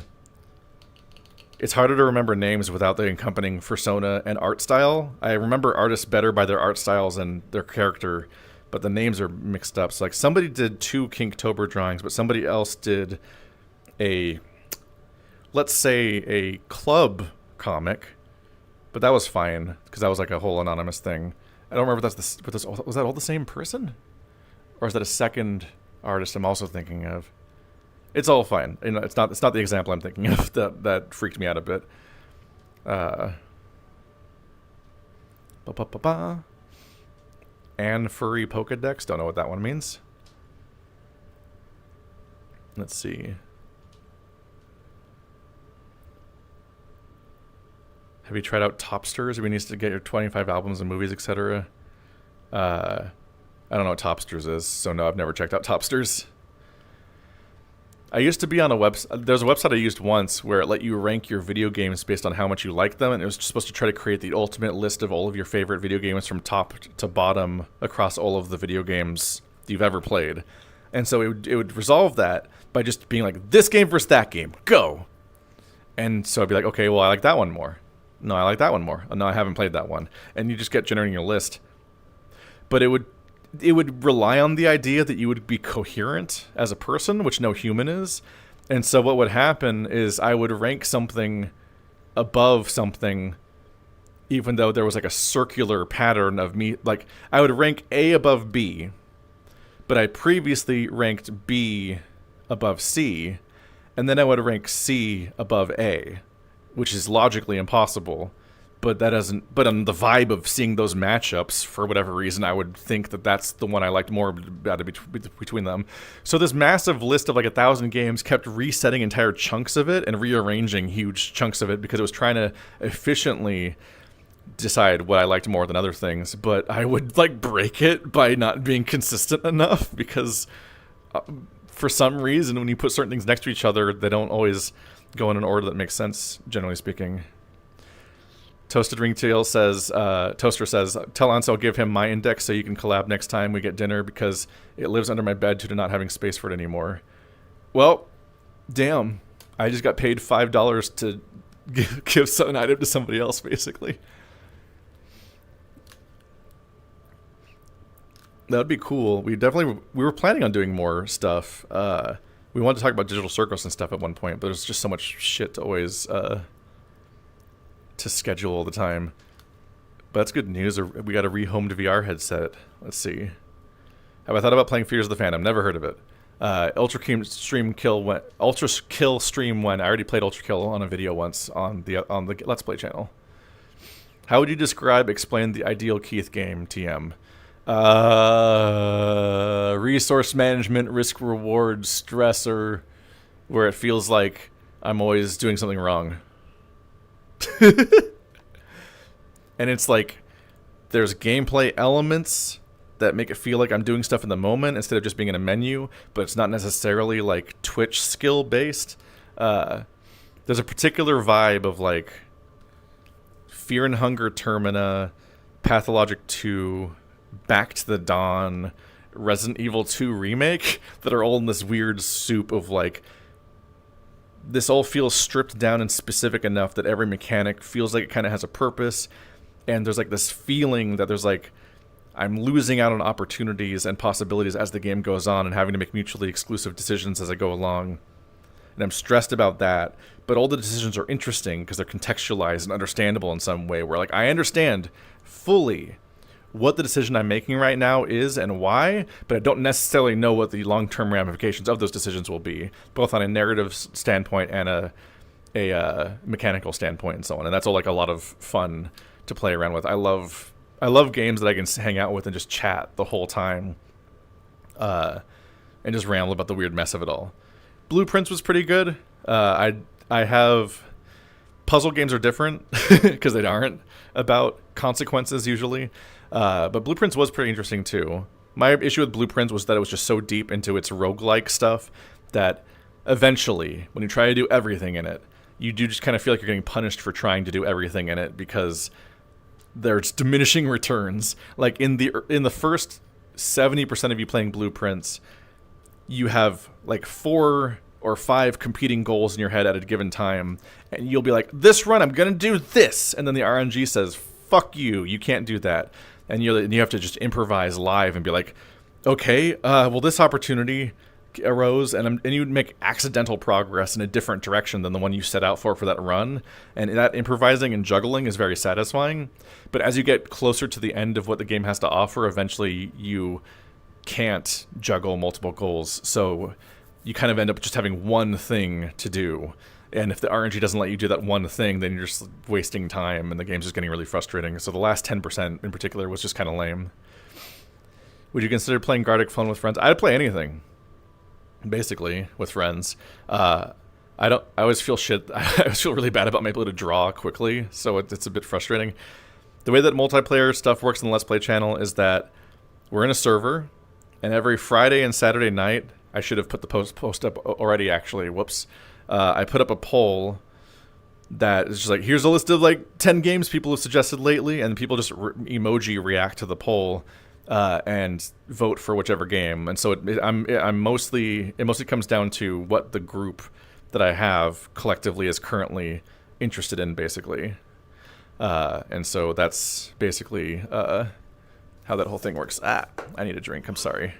I'm going to shake this liquid death up a little bit, and I'm going to try not to spill a double-sided, very large can of liquid death on my face right now.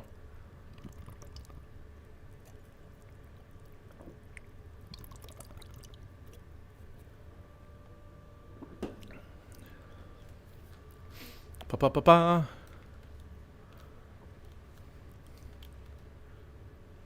Oh, there's so many. Okay. I feel like a fake queer guy from not being a chubby guy and not into chubby guys, especially like you or Ka. I feel guilty loving skinny nerds. You can like whoever you want. Everybody is completely allowed to have their own preferences for like body type and personality and so on. It's unhealthy to restrict yourself preemptively because everyone is real life human beings, and so like I always find it dehumanizing and gross when people would be like, so what's your type, do you like redheads, when I was talking like straight people and those presumed straight, when it's like, I don't fucking care what color someone's hair is. What? So like I think it's overly restrictive to think that you're like preemptively not going to like anybody of a particular body type. But if you have like a vibe and a preference, or like what you think you like when you look at art online, then like that's normal to just have vague preferences. If I'm looking at adult content in furry and adult content made by furries in real life filming themselves, there are trends inevitably, I'm sure. But then you actually meet people, and then you just like vibe with certain people, and you'll find that your particular preferences for somebody's like body and background and height and age and so on, like those can all be much more malleable once you actually meet people and like you get familiar with somebody. Familiarity is often what's more hot because it's comfort and vulnerability and so on. So it's not weird to have a particular preference, but it's also unhealthy to assume that you have like these hard and fast walls about what you'll ever be open to and so on. It's also like the furry is a surprising space where there's a lot of people that are into chubby dudes, but outside of furry, supposedly, I'm always told that supposedly gay people are super vain and mean and only like six packs, and they hate everybody that has bellies and they hate bears. But then there's whole bear sub communities, so I'm like, well, then how does that work? And I don't know what the demographic setup is, but people love to make sweeping statements about everyone, about how furries only like fat people, or LA gays only like twinks with abs and so on, and everyone's clone dating people that look like themselves. And I'm like, I don't know about this discourse, man. It kind of feels like we're just kind of being homophobic about ourselves a lot of the time. Like it feels weird how we talk about ourselves sometimes, when it's mostly just like, you can just say you had a bad dating experience, but like that is that guy or that group of people, and that's not like an entire queer identity.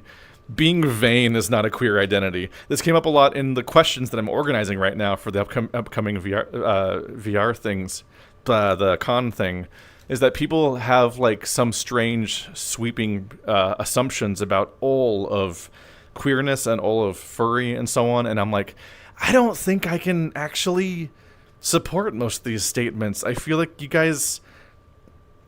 some of you guys have bad impressions of cons, or bad impressions of furries, or bad impressions of how shallow or cliquey people are. And in many cases, people just had a bad experience dating someone, or a bad experience trying to force their way into a particular friend group and not vibing. And instead of doing the healthy thing and just moving on with their life and being like, time to make new friends, time to try new people, and they instead of that, like, they seethe over the specific people that they can't make in their life, even though they're not happy with those people anyway. So they wouldn't even like to be friends with those people because they didn't get along in the first place. So what was the point?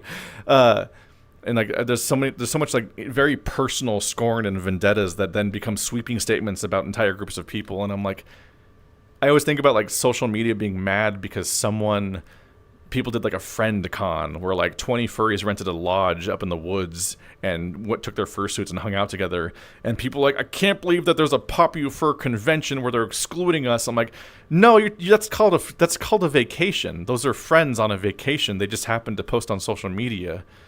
Like, make friends and go on vacations. Not everyone has friends. Not everyone has money. I get that, but like, they're not excluding you. You don't exist in their world. That's not cliques. That's just what friends are. What are you talking about? It's like if I posted a fucking photo of Marty hosting a tabletop night locally, and I'm there, and Andrew's there, and Toaster's there, and Stephanie's there, and Ansu's there, and everybody's like, I can't believe they're excluding me, a 22-year-old twink from Florida. I'm like, I don't know who you are. Anyway, that's a whole fucking tear. And that wasn't related to the original topic entirely about body types, but there's a lot of impressions people get about identity. And there are a lot of, I soft gatekeep furry a little bit sometimes, not sincerely, like that last video where I talked about it a little bit. I'm like, it would be helpful if more furries were more knowledgeable about their own history, both the furry fandom and previous art sites, or experiencing the fandom outside of Twitter, and also just knowing more queer history. It's like there's a reason for people to, there are factors that are a little soft gatekeep worthy, but like the idea of people having personal preferences is not one of them, and the idea of people having friend groups is not one of them. Like, people are on the wrong channel sometimes and are on the wrong topic. I let chat get away from me so bad. Oh, that means a lot to me. Thanks. Yeah. Nobody is entitled to your personal taste. No one. This is a thing that actually does relate. I thought I was getting off topic, but it actually is related to the whole friend thing. It's like, you have your own experience with intimacy and relationships and sexuality, and nobody is entitled to be in a relationship with you, and you don't have to fuck anybody you don't want to fuck. Like, obviously. And so, like, that's your own personal thing to navigate, and people don't get to, like, police who you go into relationships with and be like, oh, well, you're not being a correct kind of furry because you didn't like the belly enough, and so on. That gets into all sorts of weird shit. Like, that gets into, like, being like, are you really a bisexual if you date the person, if you end up married to someone of the opposite sex, and then don't actively fuck people of your sex every 6 months to keep your membership card? It's like, no, you're just bisexual because you're attracted to both things, even if you don't end up acting on it for, like, a long time. People have closed relationships. People have open relationships. If you look on social media for 5 seconds, people are always like, what's the point of open relationships? What's the point of closed relationships? And they'll be like, but instead of being like curious, they're being mean and judgy and cruel and acting like everybody that has a different relationship type than them is like a degenerate. And it's like, you guys are all being homophobic at yourselves for no reason. Stop. Everyone should block those people. It's engagement farming on a website that encourages that kind of dynamic. But that's a whole thing to get into about how media platforms mold the behaviors of the people that are on them. Like how Reddit is a website about making up stories for attention. That's just what the website is. The entirety of Reddit is a website where you make up stories for attention or you get tech support. Those are the two sides of Reddit. And right in the line in the middle is dragons fucking cars. But most of popular Reddit is just people making up stories about people that aren't real. And then everybody upvoting because they're so like, oh yeah, women posting L's in the misogyny subreddit. And you're like, that woman doesn't exist. You're getting mad at ghosts. That's what this website is. And there's a whole thing to unpack about like how Twitter is a place where people constantly feel the panoptic kind of performing for people. So everything they ever say and do is written in the perspective of knowing that people are going to see them doing that. So a lot of their morality tied to furry and kinks and queerness is tied to optics and the idea of whether or not it looks good to like certain things. And they dress it up in social media in social justice language, but they don't actually use any of that language correctly because they don't even know their own queer history. So instead what they're actually doing is just reinventing puritanical homophobia because something gives them the ick. And they can't just say it gives them the ick because that's not an interesting Twitter post. So it's much better to say that the thing that gives them the ick is actually immoral and think of the children. And you're like, oh, fuck, stop. Anyway.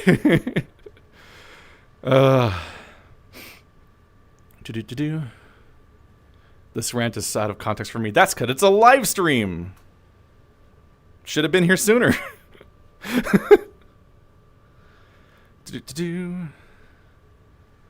People are blind to their own insecurities. Yeah, sometimes. Also, a lot of us are extremely insecure all the time, but not always completely aware. I think a lot of people are very aware of their insecurities. They're just not always aware of how their insecurities shape their own behavior and lead to them to engaging in antisocial practices against the people around them. Like, they know that a thing bothers them about themselves on some level, but they're not interrogating how that affects how they lash out to the people around them, essentially.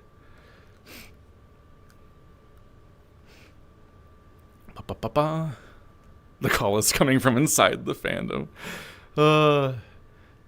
To be clear, there has never been a time in the furry fandom where there has not been some variation of cancellation or like arguing about what's allowed and the ethics of this and that thing, like the baby fur stuff. Like, that has been debate since the beginning of time. It's just that the debate's gotten way dumber because people don't even know what the conversation is to begin with anymore. Like, they're really starting from the base level of just like surface level optics and not even knowing about the last 20 years of the conversation. And so it's like a useless conversation, basically. But like, we had the burned furs. The furry fandom has been queer since basically day one. And all the way back in history, there was the burned furs movement where people were trying to specifically reclaim the furry fandom of what they saw as being this perversion and corruption because of all these F-slurs that are taking it over. And they got fucking ousted. Like, it didn't work for them because turned out they were massively outnumbered by a bunch of queer people that enjoyed being in this space that was about curated self-expression. Self-expression that you have control over, and that obviously, even though there's not an obvious inherent link between being a funny animal person, which is what they used to be called, and being gay, that curated self-expression is so tied to queerness that inherently appeals to them so much that it just has always been furry. And it's always been gay. Furry did not become queer. It was queer the entire time, immediately. That's very self-evident when you just see, like, the fucking FurCon Zero in California, where you have, like, the dancing bamboid, like, cross-dresser and so on, was, like, the first, like, fursuiter performance, practically, that was there or whatever. But the Burn Foods tried to, like, get the degenerates out and reclaim it for good Christians and so on, and they lost. The furry fandom was one of the few spaces where the queer people won forever. And the people that hate queer people are always fringe weirdos that everyone wants to just go away. And they'll try to spin a narrative that things became queer at some point, or that actually secretly most people are straight, because I found one straight artist that made a poll once, and wow, the audience for a straight artist likes straight porn. That must mean that the furry fandom's straight. It's like, you don't know what sampling biases are. This is obviously Fox News level data analysis, but thanks for coming. I'll show you the door. Reminds me of getting lectured about how open relationships are a huge setback for gay rights on a hookup site. Yeah, there's something to unpack there. So, I was talking to Ansu on our walk the other day about what queerness is, and I came to the definition that, like, what I think is so significant about being queer is that we live in a heteronormative society. We live in a very specific idea of, like, there's man and woman, and they not only do they pair together, but only one man and one woman, and women are supposed to be like this, and men are supposed to be like this, and when they have kids, you need to immediately infect the ideology of what a man and a woman are to those kids immediately. They've got to be color-coded, they got to wear the right clothes, they got to play with the right toys, they got to learn to express themselves in the exact same toxic ways that their parents were raised to be, and there's just so many fucking rules, and heteronormativity comes with monogamy, it comes with marriage, and all these other constructs. And people, that's just not inherently the case. And so the moment you become queer, things are way more loose and way more out there. So, like, you don't have to be monogamous. You can pair off with one person and be intent on that being the person that, like, you love and you spend your life with and so on. But you can also fuck around the whole time, at the same time, or together, or split off and have relationships with other people and not together and so on. And, like, the whole point here is that that's not a rule. You don't have to be polyamorous. You don't have to be fucking around or doing whatever you want. But a bunch of those restrictions that are hurting so many people are gone. You don't have to have a bunch of weird limitations about how you express your gender, how you express your sexuality, who you love, how you love, or who you fuck around with, and how that relationship works with your idea of who you love and so on. You get to find out what works for you and your life, and if you enter in a relationship with somebody, then you two get to negotiate what that relationship means to you, and that gets to be uniquely you the way it always should have been, instead of the idea that, like, the president or God or your pastor gets to say what your relationship should be. The idea that your neighbors get to say what your relationship should be. Fuck them. You're not fucking them, unless you might be fucking them if you're queer. But you're not. They don't get to say what your life should be. Being furry, being queer is about making your own fucking rules and living the life that you want to live. And that's what's scary and confusing, is because it's different from what you were raised to do. And it's different from what you knew before, and it's different from the people right next to you in the same room. Those people have different ideas of relationships than you do, and that's your own answer to find. And nobody should ever be telling people the correct way to live their own thing, and you have whatever level of monogamy or polyamory that you want to do. You could just fucking go. You could just do it. Like, who cares? It's like, so heteronormativity is a prison. It's a bunch of specific restrictions and ways to run life, and queerness is freedom.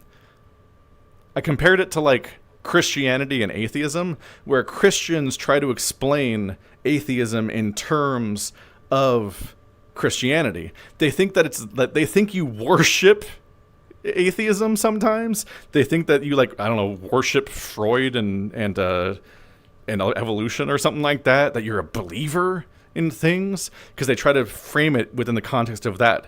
And in a similar way, like, straight people will be like, oh, who's the woman, and stuff like that.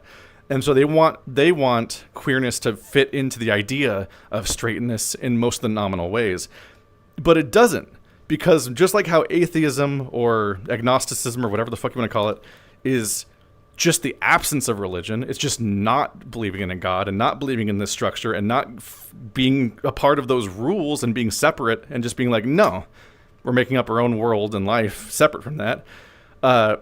Being queer is just not being heteronormative. It's not a different version. It's not a new list of rules. There might be its own signifiers and subcultures that you can find in. You can be in different contexts that might have their own rules in that room. But if you're queer, you're just not being heteronormative. You take all those rules and you throw them out the window and you're like, no, I'm making this shit up now. And there is no correct version of that. And everyone who does a version of that is kind of fucking up. They're kind of doing it wrong, and they're policing other people's happiness. And getting away from that was the whole point of being queer and the whole point of being furry. We're going to dress up as cartoon dogs and still talk about what the correct way to have relationships is according to outsiders. Throw them out the window. Anyway, I'll let chat get away again. And I need a drink because when I ramble without being mediated by the pacing of a video game, I fucking run my throat raw. That's not the right way to phrase that.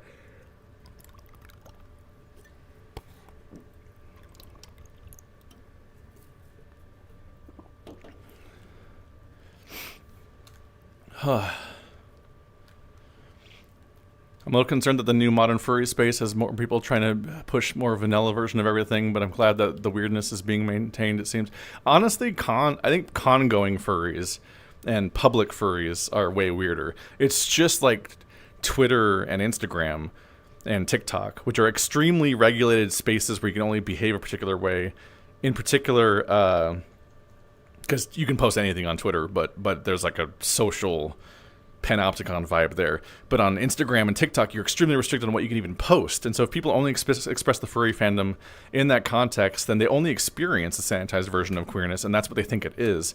And they're in for a rude awakening when they go outside and meet actual flesh and bone people and actually do anything else. But those people have a character arc coming. It's just unfortunate that they try to cancel people based on their own half-formed critical thinking that they're still working on, because that's a bummer. Whew. I'm not sure I could have committed partners, could be romantic and close with friends, but I like feeling free. No, but you don't have to have partners. I think there's like a subtle pressure to have a partner, even if you're not always vibing with it, especially if you're like aromantic or whatnot, that on some level you're like might be nervous about like aging and the idea of like wanting to have someone that sticks around through all of the eras of your life, because as you go through your eras of life, a bunch of people come and go. Maybe you fall out of the furry fandom. Maybe you become 60. And so on some level, I think people like the idea of partnership, even if they don't 1,000% have that drive for it, just because on a practical level, they really value having that level, some level of companionship that they can like depend on in the long term. But not everybody is wired for being romantic and exclusive and so on. And there are a lot of people that just like are just kind of casually horny and intimate with their friends in both extremes. There's people who fuck around so much and just all day and are having a great time. And there's other people that actually are just like casually romantic or casually intimate with their friends on a not particularly explicit way. There are so many furry parties, as Anthony Poe would put it, where it's just like 10 people hanging out on 2 beds and just like cuddling and watching dumb YouTube videos and just enjoying the fact that there's like this personal intimacy and closeness and vulnerability you kind of experience together that you kind of were raised not to do. Like there's so many adults that are touch starved because they grew up socialized as men and aren't allowed to express themselves or be in contact with people, especially other men and so on. And so a lot of people just hang out with their friend groups and are just like quietly being like semi-intimate with each other and hanging out. And that's like kind of all some people need on some level, both in terms of like they might not need to go further in sex and they might not need to go further in like romantic relationship, but like there's like a whole therapeutic experience there if you're the kind of person that needs it and so on. I always think about like one of my introductions to furry in the early years was Fur Piled, a comic named after the idea that at furry conventions, a bunch of furries would often just stack on top of each other in the public space in their fursuits and just kind of like create a pile of furries. I'm pretty sure that's what that whole comic was named after, even though it was about actual furries in universe. It's almost been 2 hours. I'm glad people are sticking around. There's like 200 people here, and that's terrifying. Dr. Marrow, the therapist, how do you deal with internalizing hatreds? I learned that people like me, and I was vulnerable and opened myself up to people, and then I was rewarded for doing so. And then we fucked a lot. So that does a lot for your self-image. But everyone has their own path through adulthood and figuring themselves out. But so many versions of figuring yourself out involve other people on some level.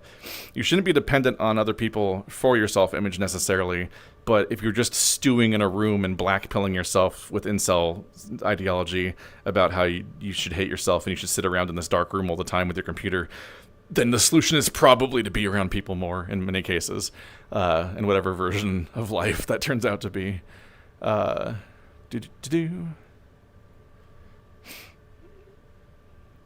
was really eye-opening to teenage me, when I realized how fragile, insecure, and trapped heteronormative people are in spite of the confidence they try to project. No, it's a fucking house of cards. It's such a house of cards. I always think about my dad being like, only gay people drink from straws. Like, step 1 of masculinity is hold door open for a woman. Step 2 of masculinity is you never cross your legs. And if you do cross your legs, you can only cross your legs at the ankles. You can't cross the legs thigh over thigh, because that's what a woman's does. You can't be doing that. And if you drink an alcohol, you better be drinking it straight from the glass. You can't be doing a straw. God forbid, if you do a curly straw, I'm going to throw you out the window. It's the most made-up, random, arbitrary bullshit of just people policing each other all the time, and it's fucking exhausting. And so much of their life is built up over all these bizarre prisons that they've made themselves for, that it's actually really freeing, realizing how you're not beholden to that shit once you're queer and in queer spaces. Like, it's such a big deal that when you're in queer spaces, and it takes people like years to realize this sometimes, they're like, wait a minute, the boot's not on my neck. The boot hasn't been on my neck for years, at least in these spaces. I've been able to just do what I want, and I'm not doing that, and like realizing how much they can do that. And then you get to have real fun, because then you get to express masculinity and femininity as drag. You get to intentionally put it back on as a form of role play, essentially, as a form of expression. You get to choose and mix and match and keep what you want, instead of being prescribed what your personality in life is supposed to be. Bow, bow, bow, bow. It's really fun listening to you, just like watching one of your videos. Well, most of my videos are like this, but with the occasional edit where I take a drink and then I edit that part out. I cannot stress enough, this channel stresses me the fuck out. Because this was supposed to be my stupid side channel where I rant about Star Trek or something and no one watches. But then people started watching it a lot because of some of the stuff I said. And what stresses me out is some of those last videos. The one about the gym furries, the one about legal of all things, that was weird. The one about fur affinity and Twitter and stuff. They got like 20 to 30,000 views. That's too many people. Once I get 600 comments on something, I'm like, oh, fuck. I should probably have some level of personal responsibility here. But this is like my 4th channel.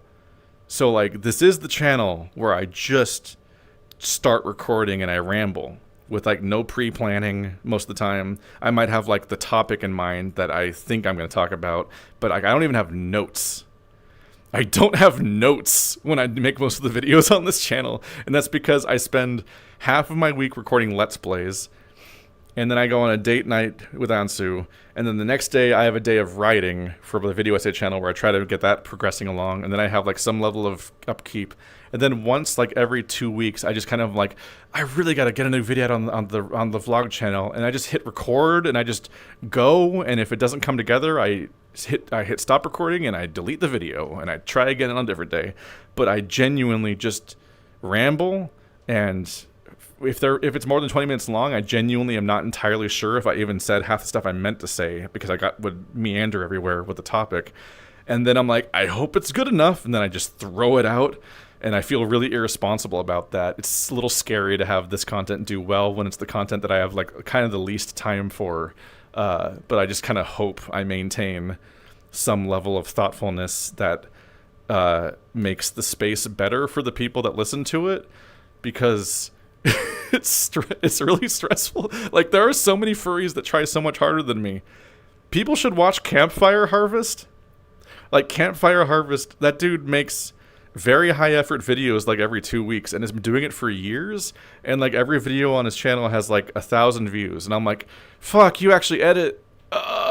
Jeremy, Red Means Recording, if he's still here, who does the soundtrack to a bunch of the soundtrack to Noel Playing Games, but also did the soundtrack to both of my visual novels.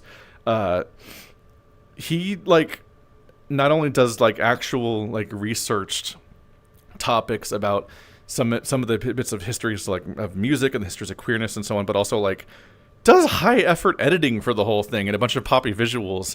And I'm just standing here being like, well, I picked another VR world someone else made and stood in it for a whole hour and talked, and that's all I do. Like, there's people that put so much more work in this because their version of what I'm doing is their main channel, and my version of what I'm doing is like my 4th channel. It's like, this is supposed to be my fuck off channel. And so when it outperforms my other content or outperforms other people's content that I respect more, I'm like, I don't know what to do with that. I don't know what to do with that. Algorithms are weird and the space isn't fair. I just have to hope that I improve things more than I hurt them, because this is the space. This is the format that creates like Asmongold and Ethan Klein. It creates people who make the world worse because they say whatever gives them the attention. And they go down a real dark rabbit hole of weird, like, incel ideology, or they get red-pilled, or they get anti-woke, or they get pro-Israel, and they say so much shit that is supports their ideology, but isn't actually supported by reality. And so they create and spread disinformation that makes the world worse, and they use their platform irresponsibly. And I just hope that being a 36-year-old who has been thinking about this shit and in this space for 15 years and has been a furry for like 20 years just results in this coming out in a way that's helpful instead of bad. Campfire Harvest YouTube results are a bunch of AI slop. What should I be looking for? Campfire Harvest furry? Oh, Campfire Harvest Furality. The VR convention. They make videos about that, right? Yeah, not good SEO. Not a great SEO name, in that it's just words that already exist, but also not great. Although, to be fair, the videos aren't doing well, which leads to them not being pushed when you search for them, because you're more likely to find other stuff instead. Me being somebody named Keith Ballard, I grew up my early career on this channel platform sharing a name with a famous hockey player, and I had to wait for that hockey player to get a bunch of concussions and retire, and then fade from history more. And then slowly, my name has become more famous than him in some circles, and I can stop sharing SEO with a hockey player that has the same name as me, which is its own whole frustration. To this day, my Discord, as a joke, is named not the hockey player, and I forget that it's called that because I just view it as an icon in my brain and don't think about what it's titled, but it's a reference to the fact that my name is the same name as the hockey player. There's been some fucking rants in this video. This might get spliced up into like other videos or something. People like rants, and also I don't need to see the video all the time. I can just use the voice as a companion. Yeah, people like rants, but it's very... I try to be conscious of the fact that this format and the video essay format and so on are extremely persuasive. And persuasive is not the same thing as being right. So you have to be so thoughtful about being careful with these formats, because if you're not careful, you can convince a lot of people of stuff that you just kind of made up based on vibes, and that is so dangerous. We don't want to be James Somerton, do we? I'm like wearing myself out. The Legal Eagle vid was very yummy. I'm glad people liked that. That was a weird video. I just was really on a tear on my drive home. I did find it funny. One person was like, "You were watching a video on your drive home?" And I'm like, this person is an alien. This person doesn't understand that people listen to videos usually. They're not.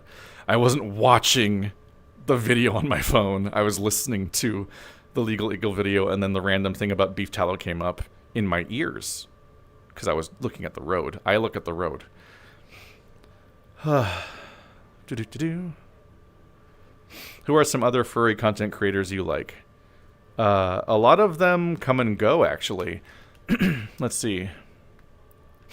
I already mentioned Campfire Harvest. I mentioned Red Means Recording, who is mostly a music YouTuber, but also there's a flavor when somebody's also a furry. It sneaks in, and not just because one of their most recent videos had vor in the thumbnail, just in giant text.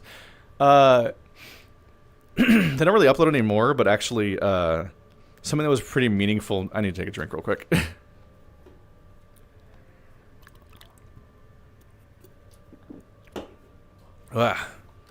Something that was pretty meaningful to me early on, actually when I was in the closet, was Monty Wolf.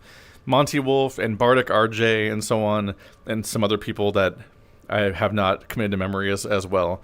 They would get an Omegle, or Omegle, that video thing where you just see a bunch of random clips you get thrown into. You just like, no context. You're just like, you're streaming a video, someone else is streaming a video, and it just matches you against each other, and you get confronted by each other, basically. Famously, those platforms are just known for having a bunch of penises on them, basically. It's just like people just jacking off while streaming and ambushing random people, which is upsetting when you see half the people on that website. You're like, those people shouldn't be seeing each other. Never spent any time on those platforms, so I don't know if they're 100% how they work. I know that, like, Ben Folds would, like, play piano live at concert while streaming onto one of those services and just, like, bombard people with surprises and stuff like that. Like, they're like, surprise, you're currently being streamed by an entire fucking concert, which is a wild version of it. So very cool social experiment website. Probably a lot of negative consequences come from what it's doing, but it's also a really interesting concept, what that website did and so on. But in this specific forum, Monty and Bardic and other people would get in VR chat here, which is how I knew it's what got me into VR chat as a concept. And they would just be in some world where somehow they had a screen somewhere and they could see the website together. And so the person that would get matched with them would see, instead of somebody's grainy webcam, they would see VR chat and a bunch of furries looking at them and interacting with each other and so on. And this led to a really cool dynamic where they had the social upper hand, basically. Like the bunch of furries all together that are all friends with each other and all comfortable with each other, they're Chad mode right now. Like, they have the upper hand because there are a bunch of people that are all in community with each other, and the other person on the other end is one or two people just in a grainy room alone and so on. So, like, they're outnumbered and all that. It's just a very different vibe. And so you had two reactions. You had some people that are like, oh my god, what's that? How'd you do that? What's going on? What the fuck? Hey, Susie, come over here. And they'd have that whole, like that enamored moment of, like, something cool's happening on the screen, and I came here presumably to see stuff, right? But then other people, inevitably, on the internet, would see this and be like, F slur, F slur, F slur, just, like, throw a bunch of slurs at the people. Just be cruel to the furries, both because it's popular to be cruel to furries in many spaces for edgy, lame, heteronormative people, but also because homophobia. And one thing is that seeing the younger people, seeing the furries and being cruel to them, one, it really showed you that, like, the world understands that furries and queerness are basically the same thing, because adults, like on Fox News, have the subtlety to be like, we're gonna do an article about litter boxes in schools, and we're not gonna say gay a single time, we're not gonna say trans a single time, and we're just gonna subtextually attack this group of people. But their kids get the connection and aren't subtle, so they just say slurs. And so you're like, okay, so everyone obviously understands that queerness and furry are tied to each other, because you're just seeing a bunch of contextless furries and you're throwing queerphobic slurs at them. And the older people would be more subtly, but still cruel. But they're fucking bulletproof. There's like one or two guys, and they're lame. They're sitting in a lame, gray, low-lit room, and they're showing their quadruple chinning because they're looking at a phone that's on their belly and they look really stupid. Every single person on that website looks like the God I wish that were me meme. And there's just a bunch of colorful sparkle dogs hanging out and like half paying attention to your slurs. You're like, who gives a shit?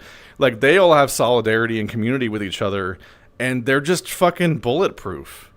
And seeing that was really cool as somebody who was gay and in the closet and wasn't expressing myself, seeing the power of community in this very concrete way. Like, I had seen furry stuff for like the last 15 years and a bunch of art and so on, and I loved like the empowerment that kind of gave you in the abstract, but I had not necessarily experienced the idea of like what it actually meant for a bunch of furries to like be together as a group and so on, and what that does against people being cruel to you. It's like, it doesn't matter. You're with your friends, and they're not with their friends, so it's like, who's winning here?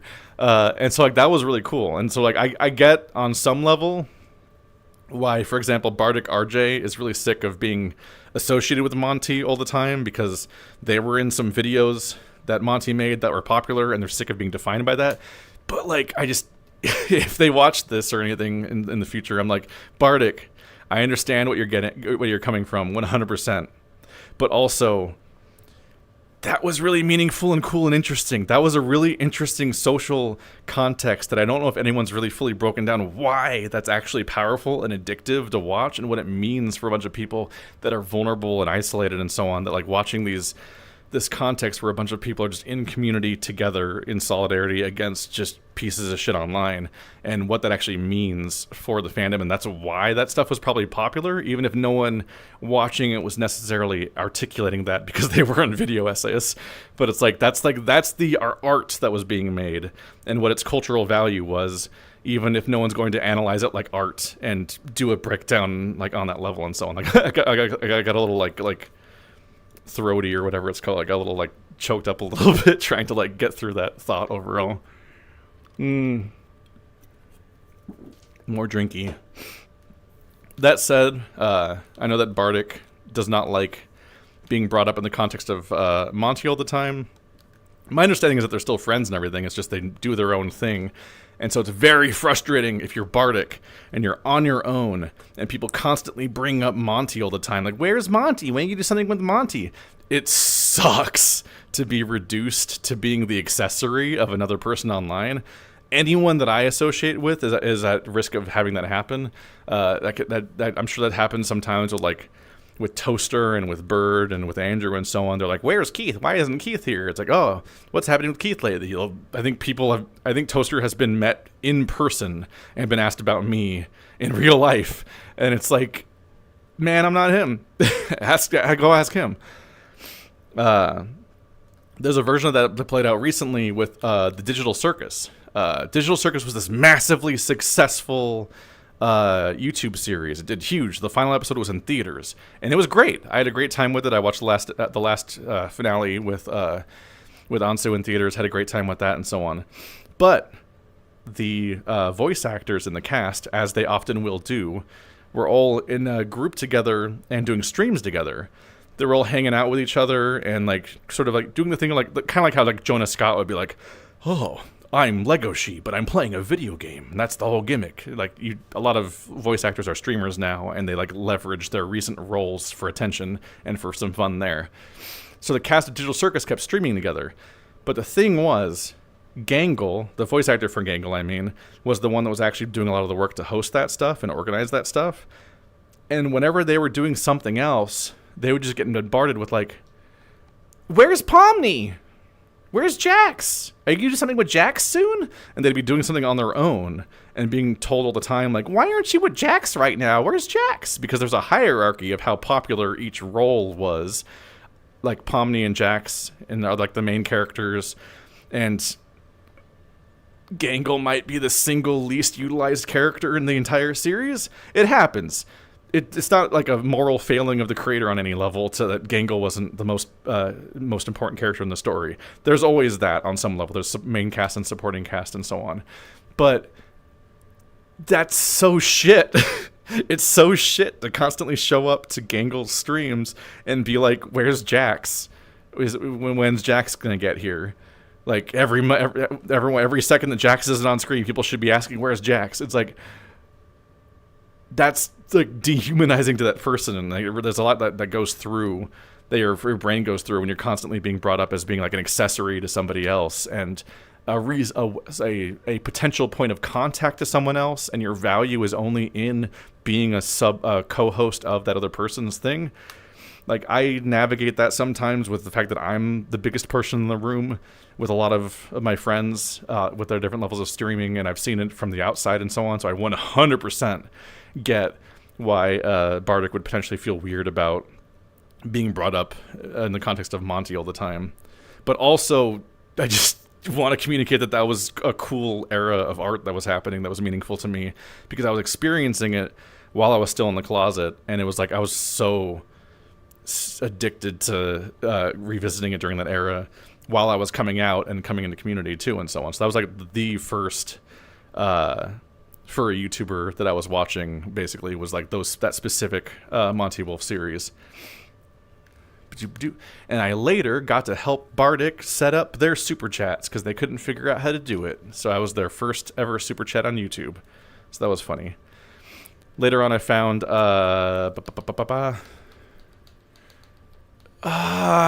Blue Wolf, Blue Dancing Wolf. What's their name? Why can't I remember the name? Blue Dancing Wolf. They draw, they dance, they sing.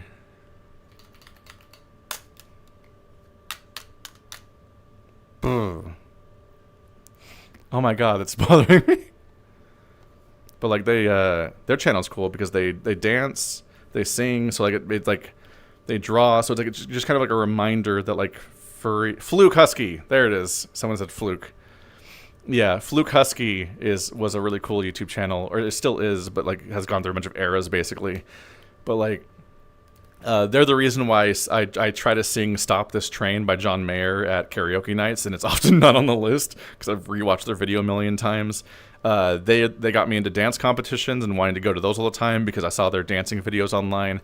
And like their more recent videos are just kind of like a compilation of them like cycling between different forms of creativity, like drawing mazes, drawing art, dancing, singing, and so on. And it's just kind of like a reminder that like being in furry makes you want to create and inspires people to create, and then seeing those creations makes other people want to then create in response. So just like I love that person's like just raw creative intent all the time, just always wanting to like be making something and so on. And essentially their current era of their channel is more or less them just like documenting their current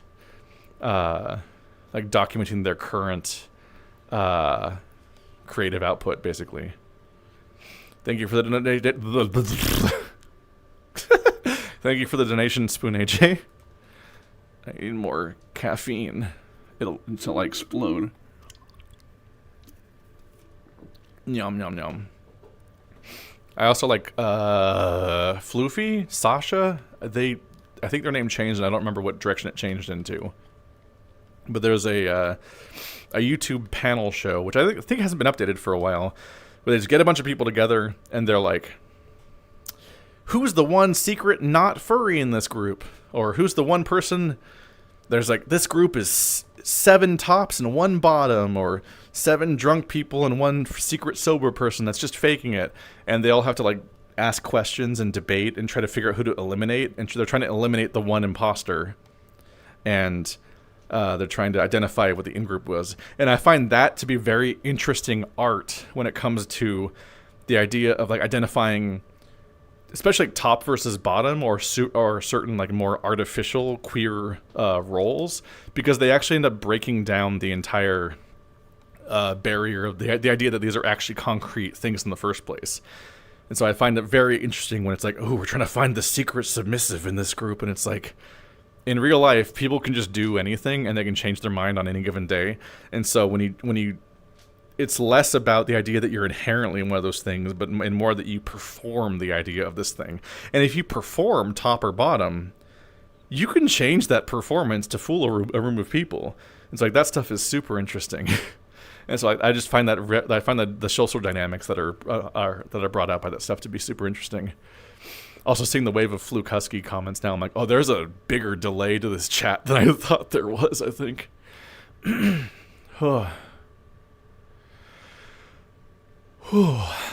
lungs. My poor lungs. What if I flossed? What if I flossed a little bit as a treat? It's the one dance I can do in this with only my arms, but I don't know if this is true or not. Is this how you do it? I actually haven't paid enough attention to how flossing works for sure.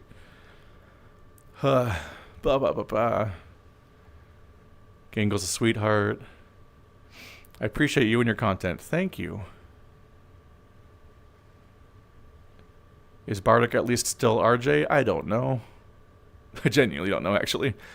Our Bardic is a little invisible to me just because they're mostly a streamer, and I don't spend time on Twitch, basically. I basically just go on Twitch to watch my friends that I personally know. So sometimes I open Twitch because I feel lonely, and one of my current friends is currently streaming, and I say hi, and then they say hi back, and I'm like, yay! I got a small interaction with, like, Ansu or Toaster or, does Zev stream? There's like a handful of people. Outside of that, the website's dead to me. I don't like Twitch at all. And so everyone who spends their day over there, I mostly don't I don't keep up with. I also don't like streaming as a format. I do it, but I don't consume it, basically. In part because I got shit to do. I can't just sit here and hang out the whole time. So because of the nature of my job and how my life is laid out, I'm not ever looking to kill time. And so there's never like the idea of like, oh, I'm just going to hang out and let's watch a stream for 8 hours. It's like, I got shit to make at all times, or I want to draw or script or something, and I can't do that. So it just doesn't fulfill a purpose of my life. So if that's the primary way that people make content, their content is incompatible with how my life works. But they can go do that. It's fine. Noob thing, $5. Thank you. We're just passing the same $20 back and forth over and over again. So I'm just going to commission you again, probably.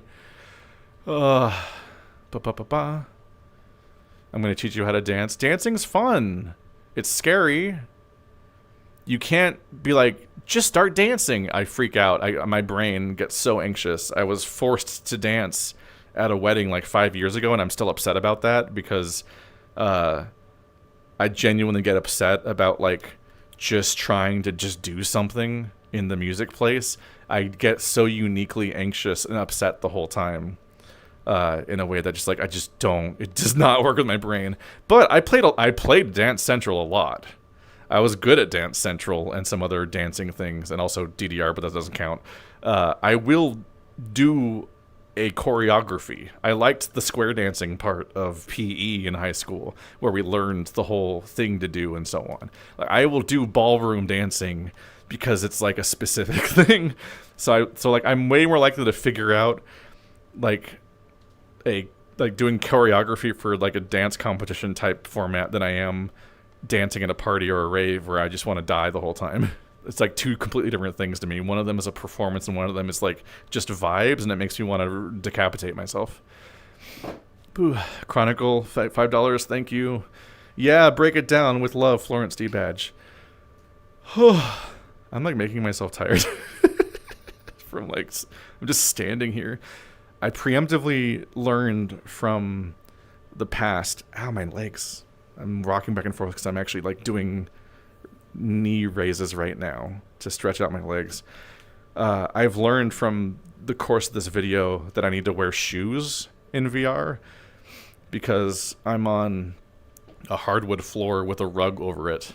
And so I've learned that I have better support and my feet will hurt less if I wear shoes the entire time indoors. But I have been like standing and locking my knees. So my legs are now unhappy, even though my feet and ankles are fine. It's weird to stand the whole time. I need to get full body tracking, but also I will be so uncomfortable wearing full body tracking. I'm currently just wearing like basketball shorts and shoes and no shirt and no other clothes. It's like, because I'm just like, it's going to be hot in this room.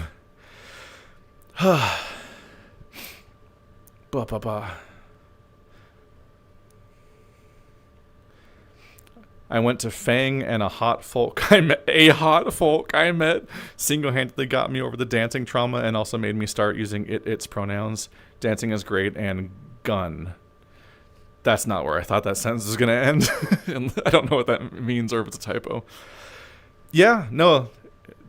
Touching on previous self-image things a little bit, like, other people have the ability to bring you into social experiences that can rewire your brain and your self-perception and your insecurities in some contexts and so on. Did I go to Fang? I've been to Roar, which is local. I think Fang is like, isn't that like the touring furry night that follows conventions around? I think I went to Fang at LVFC a few times, but I just kind of like awkwardly stand next to the video games and just kind of watch the furries and tried to chat with friends. We have these really good photos of my friend Zach and my friend Stephanie doing the skee ball at the LVFC barcade place that hosted the furry event, and it's specifically like Stephanie looking befuddled next to a skee balling giant maned wolf fursuit head, because that was Zach's debut of using that suit head and so on. And a lot of good photos of him trying to like drink cocktails through a straw through the fursuit head and so on. Those are always fun. I keep meaning to go to Frolic. I think Frolic is happening today actually, because a friend locally is going to Frolic tonight, and I'm like, I get FOMO about not going to Frolic, but it's all the way in San Francisco, 2 hours away. And if I want to go there and party and stay late and get drunk and stuff like that, but then I have to drive 2 hours home to Sacramento, which is dangerous. Even if I'm sober, it's dangerous because it'll be like 4 a.m. So I'd have to like have a place I'm planning on staying locally in order to make that work. So I'm going to probably keep missing it.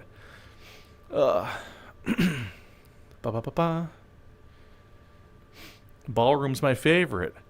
Well, then good news. I guess we should find a ballroom because I think we need some space. They have square dancing lessons at one of the gay clubs here in Dallas. Well, I'm not in Dallas, but maybe someday. I think most of my friends are in Austin. I think I know like 4 or 5 people. There's... Who's in Texas? Jimmy, Ware Whiskey, Dax... Fruit Brute. Orion? I know like 5 people in Texas that I would love to visit someday, probably by staying at Dax's house in like the drought between conventions sometime. Fang is apparently in Wisconsin. There is a limited number of 4-letter words you can use, and 4 and 5-letter words you can use to summarize furry events, so I bet they repeat a lot. Because they have this Fang, Roar... Toaster says the one in LVFC is called Paw. That one's in Area 15. Frolic. They're already running out of words. Those are going to repeat, I'm sure, consistently locally. There's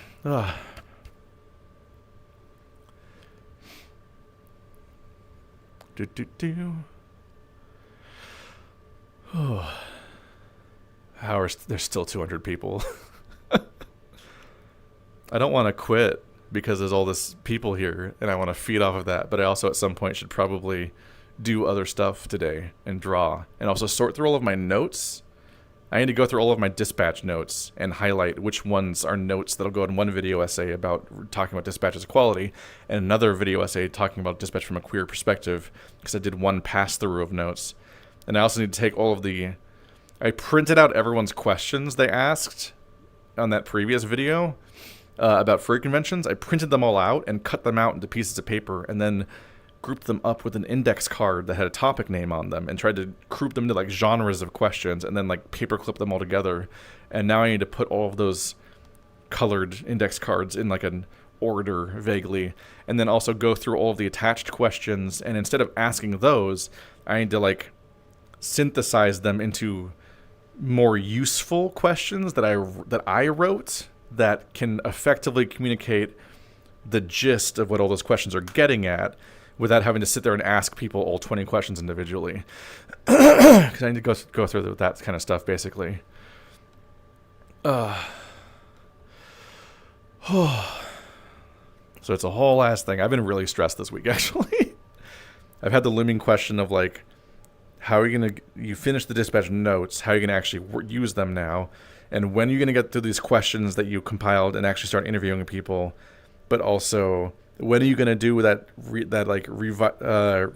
revising of 3 Days to Live that you mean to do, where you add the new CG that Fwog added, while also juggling all the other projects, and then just like the background noise the whole time was that the most recent video on this channel exploded and people had a million opinions about it, and it's just a lot of in your head all at the same time. So I kind of like shut down. I just kind of like had like static in my brain and wasn't doing anything for like almost like 3 days. Like I had a super productive start to this week and then crashed and then didn't really produce much because there's like a limit on what you can even just do in general, basically. It's weird. It's a weird experience. But also I have like maybe an anxiety disorder, so it makes it worse at random. My bones popped. Ow.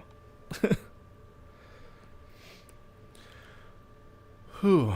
Yeah, I think I might call it. I think I'm like losing my wind a little bit. And also, I'm going to have another stream on the Let's Play channel in like 5 hours, which is my normal fucking around playing video games thing. So that'll be it. Is there going to be a VOD on the channel? Yeah, I think I'm just going to leave this as a live thing for people to watch in the live tab. And we'll see, maybe this happens again in the future, and maybe I turn the rants from this into like sub clips as main videos that are like titled and thumbnailed for more like virality. Or maybe I'll just do this like at subscriber milestones just as a thank you every now and then, because that just seemed like a fun thing to do. And it has been a fun thing to do.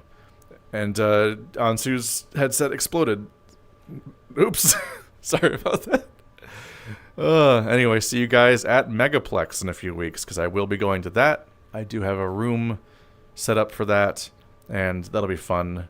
I'm going to be rooming with a famous furry artist that doesn't know who I am. And that's funny. They do not know who I am. But I'm just like, holy shit, it's that guy. Okay, damn. Epistemoptis, that's a difficult name. I think it's Bear Aficionado. Is that the same person? Take my money and take care of yourself. Thank you. Thank you for your money, everybody. Keep giving me money, please.